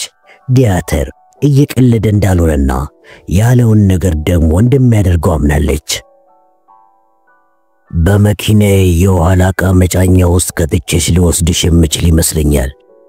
አየር የሚያስገባ ቀዳዳ ስላለው በአየር እጥረት የምትሞቺ አይመስለኝም። እዚያ ውስጥ ግን የባለቤትሽንና የፍቅረኛውን አስከሬን ካንቺ ጋር አብሬ ጭነዋለሁ። ለጥቂት ሰዓታት ከሙታን ጋር መቆየት ይህንን ቢተኛነትሽን እንደሚያበርድልሽ እገምታለሁ በማለት ተናገረ። ፍሊክ በፍርሃት ተንቀጠቀጠች። በእጁ የያዘውን ሽጉጥ ትከሻዋ ላይ እንደደገነ በሌላኛው እጁ ደግሞ ወደ ኪሱ ገባ። እጁ ላይ የደረሰበት የጥይት አደጋ ህመም እንዲሰማው ቢያደርገውም እጁን ከማንቀሳቀስ ግን አልከለከለውም።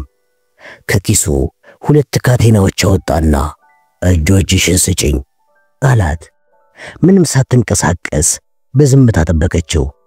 እጆችሽን በካቴና ካላሰርኩሽ 2ቱንም ትከሻዎችሽን በጥይት በመምታት እጅሽን ሽባ አደርገዋለሁ ሲል ተናገረ። ምንም ረዳት እንደሌላት በመገንዘብ እጇ ሰጠችው። አንዱን የካቴናውን ቀለበት ግራ እጇ ላይ አሰረው። ቀኝ እጇንም ልትሰጠው ወደሷ አንቀሳቀሰችና ራሷን ለማዳን የመጨረሻ ሙከራዋን አደረገች። የካቴናው ቀለበት በገባበት የግራ እጇን አፈናጠረችና የደገነውን ሽጉጥ መታችው። በቀኝ እጇ ከጃኬቷ ስር የደበቀችውን ትንሽ ጩቤ አወጣች። ወደ ኋላ ለመሸሽ ቢሞክርም ቀደመችውና ወደፊት ተስፈንጥራ ግራ አይኑ ላይ ወጋችው። ጭንቅላቱን ወደ ሌላ አቅጣጫ ቢያዞርም ጩቤው አይኑ ላይ ተሰክቶ እንደቀረ ነበር። ፍሊክ ሰውነቷን ዲያተር ሰውነት ላይ ጫነችበትና ጩቤውን ይበልጥ ወደ አይኑ ገፋችው። በጩቤ ከተወጋው የዲያተር ቁስል ደምና ፈሳሽ ፈሰሰ። ዲያተር በስቃይ ህመም ጮኸና የያዘውን ሽጉጥ ተኮሰ። ቢሆንም ግን የተኮሰው ወደ ሰማይ ነበር። ወደ ኋላ ለማፈግፈግ ሲሞክር ተከተለችውና በእጇ መዳፍ ጩቤውን ይበልጥ ወደ አይኑ ሰነቀረችው። በመጨረሻም 3 ኢንች የጩቤው ስለት በሙሉ በጭንቅላት ውስጥ እንደከተተችው በጀርባው መሬቱ ላይ ተዘረጋ። እላዩ ላይ ወደቀችበትና በጉልበቷ የደረቱን አጥንቶች ሰባበረቻቸው። በእጁ ያዘውን ሽጉጥ ጣለና 2 እጆቹን እያወራጨ አይኑ ላይ የተሰነቀረውን ጩቤ ለማውጣት ቢሞክርም በጣም ወደ ውስጥ በመግባቱ ሊያወጣው አልቻለም። ፍሊክ ፈጠን ብላ የዲያተርን ዋልተር P38 ሽጉጥ ከመሬት አነሳችው። ቆመችናም ሽጉጡን በ2 እጆቿ ይዛ ዲያተር ላይ አነጣጠረችበት። ዲያተር በዚህ ጊዜ ጸጥ ብሎ እንደተዘረጋ በጀርባው ተንጋለለ። ፍሊክ እየተጠጋት የሚመጣ የእግር ኮቴ ሰማች። ፖል እየሮጠ እየመጣ ነበር። ፍሊክ ደህና ነሽ አይደል? ፍሊክ አንቺ ደህና ነሽ አይደል? ሲል ጠየቃት። ራሷን በአዎንታ ነቀነቀች። የያዘችውን ዋልተር ሽጉጥ አሁንም ዲያተር ላይ እንደደገነች ነበር። ዲያተርን ተኩሰሽ መግደል እንኳን አስፈላጊ አይመስለኝም አላት። ከጥቂት ጊዜ በኋላ እጆቿን በቀስታ አነሳና ሽጉጡን ተቀበላት። ሩቢ መጣችና አዳምጡ አይሰማችሁም ስትል ጮኸች። ፍሊክ የአርሰን አውሮፕላን ድምፅ ሰማች። እንንቀሳቀስ አለች። ፖልም እንንቀሳቀስ ሲል ተናገረ። ለንደን ወደሚገኘው ቤታቸው ለሚወስዳቸው አውሮፕላን ምልክት ለመስጠት ወደ ማረፊያ ሜዳው ተሯሯጡ።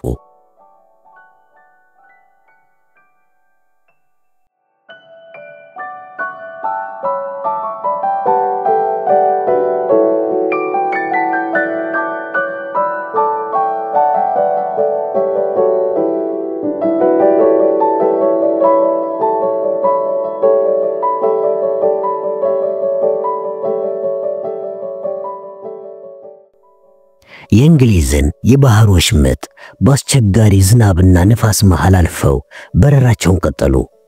ጸጥ ረጭ ባለው አውሮፕላን ውስጥ ረዳት ፓይለቱ ወደ መንገደኞች ክፍል መጣና በመስታወት ውስጥ ውጪውን ልትመለከቱ ትችላላችሁ ሲል ተናገረ። ፍሊክ፣ ሩቢና ፖል እያንቀላፉ ነበር። የተኙበት የአውሮፕላኑ ወለል ሻካራ ቢሆንም ከመዳከማቸው የተነሳ ግን አስቸጋሪነቱ አልታወቃቸው ነበር። ፍሊክ በፖል እቅፍ ውስጥ ገብታ ዘና ያለች ሲሆን መንቀሳቀሱን አልፈለገችው ነበር። ዳመናው አየሩን ከመሸፈኑ በፊት ቶሎ መታችሁ ውጪውን ተመልከቱ። 100 ዓመት እስከሚሆናችሁ ድረስ በሕይወት ብትኖሩ እንኳን የዚህን አይነቱን እይታ አታዩትም አላቸው። ፍሊክ ይህን ስትሰማ ውጪውን የማየት ጉጉቷ ድካሟን አሸንፎ ወጣ። ሩቢና ፍሊክ በአራት ማዕዘን የአውሮፕላኑ መስኮት ለማየት ተጠጉ። የእንግሊዝ የባህር ወሽመጥ በእንቅስቃሴ የተሞላ ሲሆን ጨረቃዋ ሙሉ ሆና ወጥታ የምትታይ ከመሆኑ ሌላ በግልጽ ለማየት ይቻል ነበር። በመጀመሪያ እይታዋ አይኗን ማመን አቅቷት ነበር። ከአውሮፕላናቸው ስር ከባድ ጠመንጃዎች የተደገኑበት አረንጓዴ የተቀባ የጦር መርከብ እየቀዘፈ ነበር። ከመርከቧ አጠገብ በጨረቃዋ ብርሃን ውስጥ ነጭ ቀለሙ የሚያንጸባርቅ ጀልባም እየቀዘፈ ነው። ከሁለቱ ጀርባ ደግሞ አንድ ያረጀ በእንፋሎት የሚሰራ መርከብ በመከተል ከነዚህ መርከቦች ጎን በስተጀርባ ደግሞ የቃጫኝ መርከቦች፣ የወታደር ማመላለሻ፣ ያረጁ የነዳጅ ተሸካሚ መርከቦችና አውሮፕላን ጫኝ መርከቦች ይገኙ ነበር።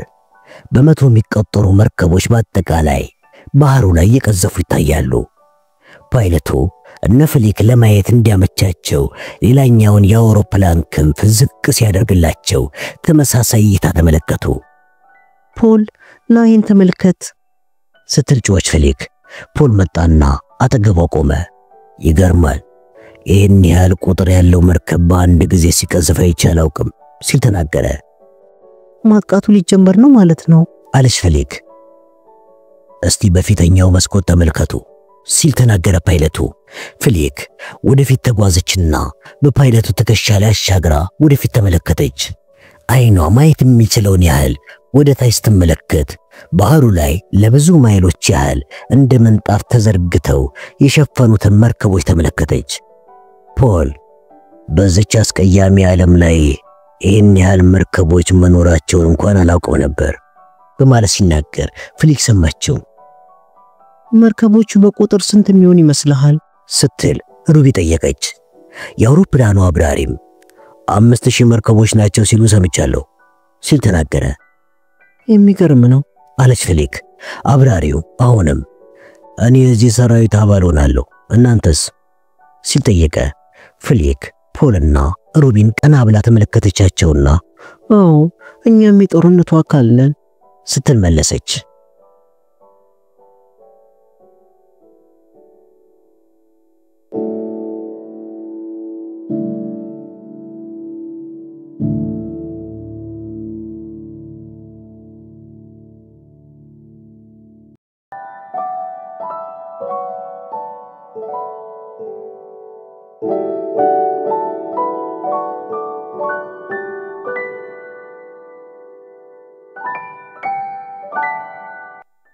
ዋይትሆል የተባለው የለንደን ጎዳና ከመቶ ዓመት በፊት የነበረውን የብሪታንያ ስውር መንግስት ውበት የሚያሳዩ ህንጻዎች ዳርና ዳሩን ያሸበረቁት ጎዳና ነበር።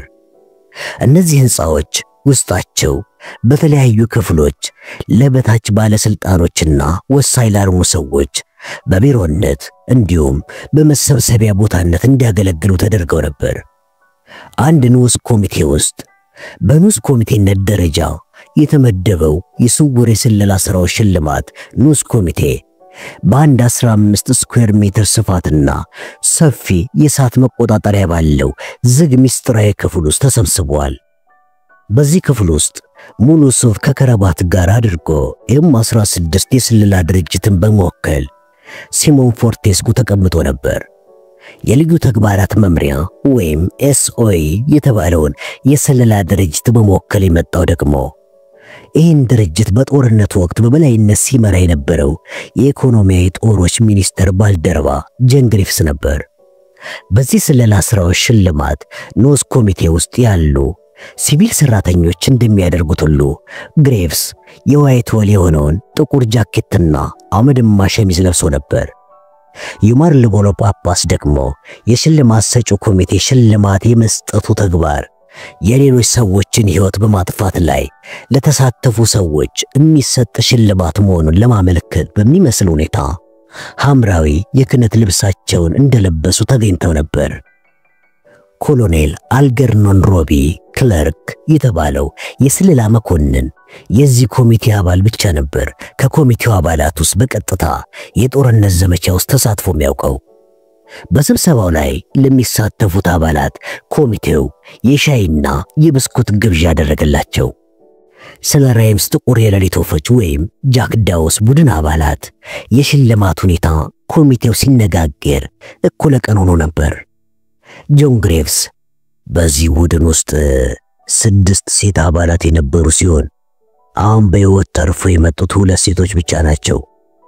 እነዚህ 6 ሴቶች ግን ሳንት ሲሳይል የሚገኘውንና ለስልክ ማዞሪያነት በተጨማሪም የአካባቢውን የጄስታፓ ቅርንጫፍ መስሪያ ቤት በመሆን የሚያገለግለውን ተቋም ድምጥማጡን አጥፍተው አውድመውታል። ሴቶች ነው ያልከው? ሲሉ ጠየቁ ጳጳሱ። ቀጠሉናም 6 ሴቶች ነው ያልከኝ? አሉ። አዎ በማለት መለሰ ጆን ግሬቭስ። ለምን ሴቶች ብቻ የቡድኑ አባላት ሆኑ? ሲሉ በድጋሚ ጠየቁ ጳጳሱ። የስልክ ማዞሪያው ህንጻ በጥብቅ የሚጠበቅ በመሆኑ የጃክ ዳውስ ቡድን አባላት የጽዳት ሰራተኛ ሴቶችን ተመሳስለው መግባት ነበረባቸው ሲል መለሰ ግሬቭስ። አሃ አሁን ገባኝ አሉ ጳጳሱ። ረፋዱን በሙሉ እያከታተለ ሲጋራ ያጨስ የነበረው ሮቢ ክለርክ ከፓሪስ ነፃ መውጣት በኋላ አንድ ሻለቃ ጎዴል የተባለን የሮሚን ረዳት መርመሬው ነበር። ሳንት ሲሳይል ያለውና ጃክ ዳውስ ያወደሙት የስልክ ማዞሪያ ተቋም ፈረንሳይ ያሉት የናዚ ጦር እንዲሸነፉ ከፍተኛ አስተዋጽኦ ማድረጉን ነግሮኛል። የተባበሩት ኃይሎች ማጥቃት ውጤታማ እንዲሆን ያደረገውም የስልክ ማዞሪያ መደምሰስ መሆኑን ገልጿል። ግን ይህን የስልክ ማዞሪያ መስመር እንዲደመሰስ ያደረጉት ሴቶች መሆናቸውን አላውቅም ነበር። ስለዚህ ለእነዚህ ሴቶች ባለመስቀሉን ታላቁን ወታደራዊ ሽልማት ሜዳሊያ መሸለም ያለብን ይመስለኛል አይደል እንዴ? ሲል ተናገረ። ይሁን እንጂ የዚህ ጃክ ዳውስ ቡድን አባላት የሥነ ሥርዓት ችግር ነበረባቸው። በተለይ የቡድኑ መሪ የሆነችው ሻለቃ ፍሊክ አንድ ወታደራዊ መኮንን ላይ ዘለፋ ፈጽማለች። በዚህም ሪፖርት ተደርጎባታል ሲል ፎርቴስኮ ተናገረ። ዘለፋ? ምን አይነት ዘለፋ? ሲሉ ጳጳሱ ጠየቁ። በአንድ ቡና ቤት ውስጥ ጸብ ተፈጥሮ የነበረ ሲሆን በዚያ ጸብ ላይ ሻለቃ ፍሊክ የጦር መኮንኑን ጸያፍ ስድብ ሰድበዋለች አለ ፎርቴስኮ። ያምላክ ያለ እንደዚያ ከሆነማ ለመጪው ትውልድ አርያ የምትሆን ሴት አድርገን ልንሸልማት አንችልም ማለት ነው አሉ ጳጳሱ። በትክክል ልትሸለም የሚገባት ከባለ መስቀል ወታደራዊ ሜዳሊያ ዝቅ ያለውን ኤምቢኢ የተባለው ሜዳሊያ ነው በማለት ተናገረ ፎርቴስኮ። ሮቢ ክላርክ ተነሳና እኔ በዚህ አልስማማ። እቺ ሴት በዚህ ተግባር ባትሳተፍ ኖሮ ይሄም በጄስታፓ አፍንጫ ስር ያለውን የስልክ ማዞሪያ ተቋም ለመደምሰስ አንችልም ነበር በማለት ተቃውሞን ገለጸ። ፎርቴስኮ ተበሳጨ። የሱን ሐሳብ የሚቃወሙትን ሰዎች አይወድም። በዙሪያ ያሉትን ሰዎች ቃኝና እዚህ ያለው ተሰብሳቢ አንተን ሐሳብ የሚቃወም ይመስለኛል አለ። ክላርክ በእልህ ስሜት የኔ የተለየ ሐሳብ መስፈር አለበት በማለት ተናገረ። ጥቅም የለውም እንጂ የሐሳብ ልዩነት ሊሰፍር ይችላል አለ ፎርቴስኮ። ክላርክ ሲጋራውን እያቀጣጠለ ለምን ጥቅም የለውም ሲል ጠየቀ። ሚኒስቴሩ የዚህ የጃክ ዳውስ ቡድን አባላት ከሆኑት ውስጥ አንድ ወይም 2 ሰው ያውቃል። ስለዚህ እኛ ያቀረብነው የውሳኔ ሐሳብን ትቶ የሚሰጠው ሜዳሊያ በተመለከተ የራሱ ውሳኔ ሊያስተላልፍ ይችላል። ከዚህ ውጪ ባለ ጉዳዮችን ግን ሚኒስቴሩ አብላጫውን ኮሚቴ አባላት ድምጽ ሊቀበል ይችላል በማለት ተናገረ ፎርቴስኮ። አሁን ገባኝ። የውሳኔ መዝገቡ ግን እኔ ሻለቃ ፍሊክ ታላቁን ባለ መስቀል ወታደራዊ ሜዳሊያ እንዲሰጣት ድምጽ መስጠቴንና ራሴን ከኮሚቴው አባልነት ማግለሌን እንዲያሰፍርልኝ ይፈልጋለሁ አለ ክላርክ።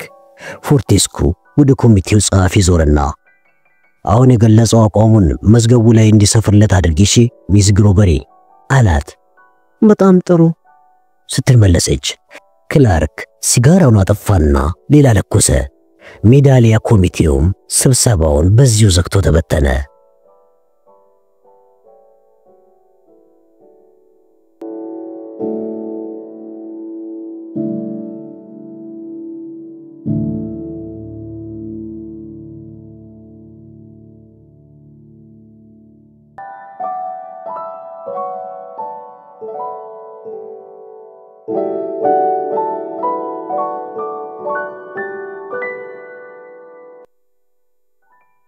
ፍራው ዋልትራው ዲያተር ወደ ቤቷ በደስታ ስሜት መጣች። ወደ ቤቷ የመጣችው ስጋ ገዝታ ነበር። በወር ውስጥ ስጋ በዓይኗ ስታይ ይሄ የመጀመሪያዋ ነበር። ከከተማው ዳርቻ ከሚገኘው ቤቷ በቦምብ ወደ ፈራረሰው የኮሎኝ ከተማ ማዕከል ሄዳ ስጋውን ለመግዛት በስጋ ቤቱ ደጃፍ ላይ ረፋዱን ሁሉ ስትጠብቅ አሳልፋለች። የስጋ ቤቱ ሻጭም ሰራተኛ የሆነው ኸርቤክማን ሲቃልዳትና ለወሲብ ሲያግባባት ካለ ፍላጎቷ ሳቀችለት። ያም ባታደርግ ኖሮ ስጋውን እንደማይሸጥላት ተረድታ ነበር። የገዛችው ስጋ ደግሞ ለቤተሰቧ የ3 ቀን ምግብ የሚሆናት ነበር። ወደ ቤቴ ተመልሻለሁ ስትል ወደ ቤት እንደገባች ተናገረች። ልጆቹ ወደ ትምህርት ቤት ሄዱ ሲሆን ዲያተር ግን ቤት ውስጥ ተቀምጦ ነበር። ልጆቹ ማታ መተው ስጋውን እስከሚቀማመሱ ድረስ አስቀመጠችው። ፍራዋን ትራ ለምሳቸው ጥቁር ዳቦና የሽንኩርት ሾርባ አዘጋጅታ ነበር። ወደ ሳሎናቸው ሄደችና ታዲያ ሲኒ ውድ አለችው ባሏን ዲያተርን። መስኮቱ ጥግ ተቀምጦ ነበር። አንድ አይኑን በጥቁር ጨርቅ ሸፍኖታል። በቀጭን ሰውነቱ ላይ ከቆዩት የሚያምሩ ሱፎቹ አንዱን የለበሰ ሲሆን ከረባት ግን አላደረገም ነበር። ሚስቱ በየቀኑ ጠዋት ልብሱ ልታለብሰው ብትሞክርም ከረባት ማሰሩን ግን ልትካነው አልቻለችም ነበር። ለሰጠችው ሰላምታ መልስ ሳይሰጣ ተቀመጠ። ምን እንዳመጣው ገምት እስቲ። ቆንጆ ስጋ አምጥቼልሃለሁ አለችው። ጎንበስ ብላ ሳመችው። ዛሬ ማታ መክሰሳችን የስጋ ሾርባ ይኖረናል። እሺ እድለኛ ነን አይደለ ስትል ጠየቀችው።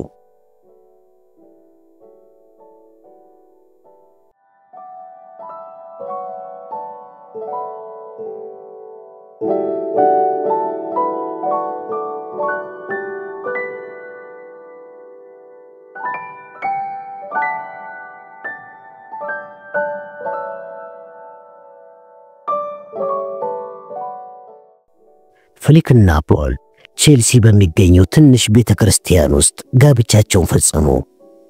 የጋብቻ ስነ ስርዓቱ ቀለል ያለ ነበር። በአውሮፓ በናዚ ጦርና በተባበሩት ኃይሎች መካከል የነበረው ጦርነት በናዚ ሽንፈት ያበቃ ሲሆን ሂትለርም ተገሎ ነበር። ይሁን እንጂ ጃፓኖች አክኖዋንን አሁንም ላለመልቀቅ እየተዋጉ ሲሆን የለንደን ነዋሪዎች በጦርነቱ ጊዜ የነበራቸው ጭንቀት አለቀቃቸው ነበር። በዚህ ጦርነት ፍጻሜ ጊዜ የሙሽራ ልብስ ለማግኘት አስቸጋሪ ከመሆኑም ሌላ ፍሊክ መጀመሪያ ባሏ የሆነው ማይክል የሞተባት በመሆኑ ነጭ ልብስ መልበስ ባለመፈለጓ ፍሊክና ፖል ሁለቱም ዩኒፎርማቸውን እንደለበሱ ጋብቻቸውን ፈጸሙ። ሮቢ በሁለተኛው ረድፍ መቀመጫ ላይ ከተቀመጠውና የተኩስ መምህር ከሆነው ጂም ጋር አስቀድማ የጋብቻ ስነ ስርዓቷን በመፈጸሟ ሚዜ ልትሆን አልቻለችም። የፖል አባት የሆኑት ጄኔራል ቻንስለር አሁንም በለንደን ተመድበው እየሰሩ ሲሆን ፍሊክ በደንብ የምታውቃቸው ሰው ናቸው። ሰውየው በአሜሪካ ጦር ሰራዊት ውስጥ ዝነኛ ሰው ነበር። በቤተ ክርስቲያን ውስጥ በሰርጉ ስነ ስርዓት ላይ ከነበሩት ሌሎች ሰዎች መካከል ማዳም ሌማስ ትገኝ ነበር። ማዳም ሌማስ ከወጣቷ ሜሪ ጋር በናዚዎች ወደ ራቨንስብሩክ የግዞት ካምፕ ተወስዳ የነበረ ሲሆን ሜሪ እዚያው ስትሞት ማዳም ሌማስ ግን በሕይወት መትረፍ መቻሏ በሰርጉ ስነ ስርዓት ላይ እንድትሳተፍ ወደ ለንደን ያመጣት ፔርሲ ዋይት ነበር። ረጅም ኮፍያዋን አድርጋ በሶስተኛው ረድፍ ላይ ተቀምጣ ነበር። ዶክተር ክላውድ ቦለር በሕይወት የተረፈ ሲሆን ዲያናና ሞዴ ግን ራቨንስብሩክ ውስጥ ሞተዋል። ዲያና በእስር ቤት ውስጥ የእስረኛ መሪ ሆና ነበር። ዲያና የንጉሣዊ ዘር በመሆኗ ጀርመኖችም ለንጉሣዊ ዘር ያላቸውን ክብር በመጠቀም በእስር ቤት ውስጥ ለእስረኞች ጥሩ እንክብካቤ እንዲደረግ ትታገል ነበር። ባደረገችው ትግል ያስገኘችው ብዙ ውጤት ባይኖርም ቆራጥነቷና ትጋቷ ግን የእስረኞችን መንፈስ ያበረታታ ነበር። የጋብቻ ስነ ስርዓቱ አጭር የነበረ ሲሆን እንዳለቀም ፍሊክና ፖል ቤተክርስቲያኑ ፊት ለፊት ቆመው የእንኳን ደስ ያላችሁ መልእክት ሲቀበሉ ቆዩ። በስነ ስርዓቱ ላይ የፖል እናትም ተገኝተው ነበር። ጀነራሉ ሚስቱ በሰርጉ ስነ ስርዓት ላይ እንድትገኝ ከአሜሪካ በፈጣን ጀት እንድትመጣ አድርጓት የነበረ ሲሆን ፍሊክ ለመጀመሪያ ጊዜ ነበር ያየቻት። የፖል እናት ለብልሁ ልጇ ሚስት መሆን ትችል እንደሆነና እንዳልሆነ ለማጣራት በሚመስል ሁኔታ ፍሊክን አተኩራ አየቻት። ፍሊክ ይሄ የተለመደ የእናቶች ባህሪ መሆኑን በመገመት ሚስስ ቻንስለርን ጉንጯ ላይ ሳመቻት። ፍሊክና ፖል ቦስተን ውስጥ ለመኖር ወስነዋል። ፖል የግል ንብረቱ የሆነውን የትምህርት መርጃ መሳሪያዎች ኩባንያን ለመምራት ሲያስብ፣ ፍሊክ ደግሞ የዶክተሬት ትምህርቷን አጠናቃ አሜሪካውያን ወጣቶችን ስለ ፈረንሳይ ባህል ለማስተማር አቅዳ ነበር። በአትላንቲክ ውቅያኖስ ላይ ለ5 ቀናት በመርከብ ወደ አሜሪካ የሚያደርጉት ጉዞ የጫጉላ ሽርሽራቸው እንዲሆን ተወስኖ ነበር። የፍሊክ እናት በ1983 ዓመተ ምህረት የገዛችውን ኮፍያ እንዳደረገች በሰርጉ ስነ ስርዓት ላይ ተገኝታለች። ፍሊክ በሰርግ ስታገባ እናቷ ለሁለተኛ ጊዜ ያየቻት ቢሆንም አሁን ግን በደስታ ሲቃ ይዟት ነበር። ፍሊክ በሰርጉ ላይ እንኳን ደስ ያለሽ ብሎ የሳማት የመጨረሻው ሰው ወንድሟ ማርክ ነበር።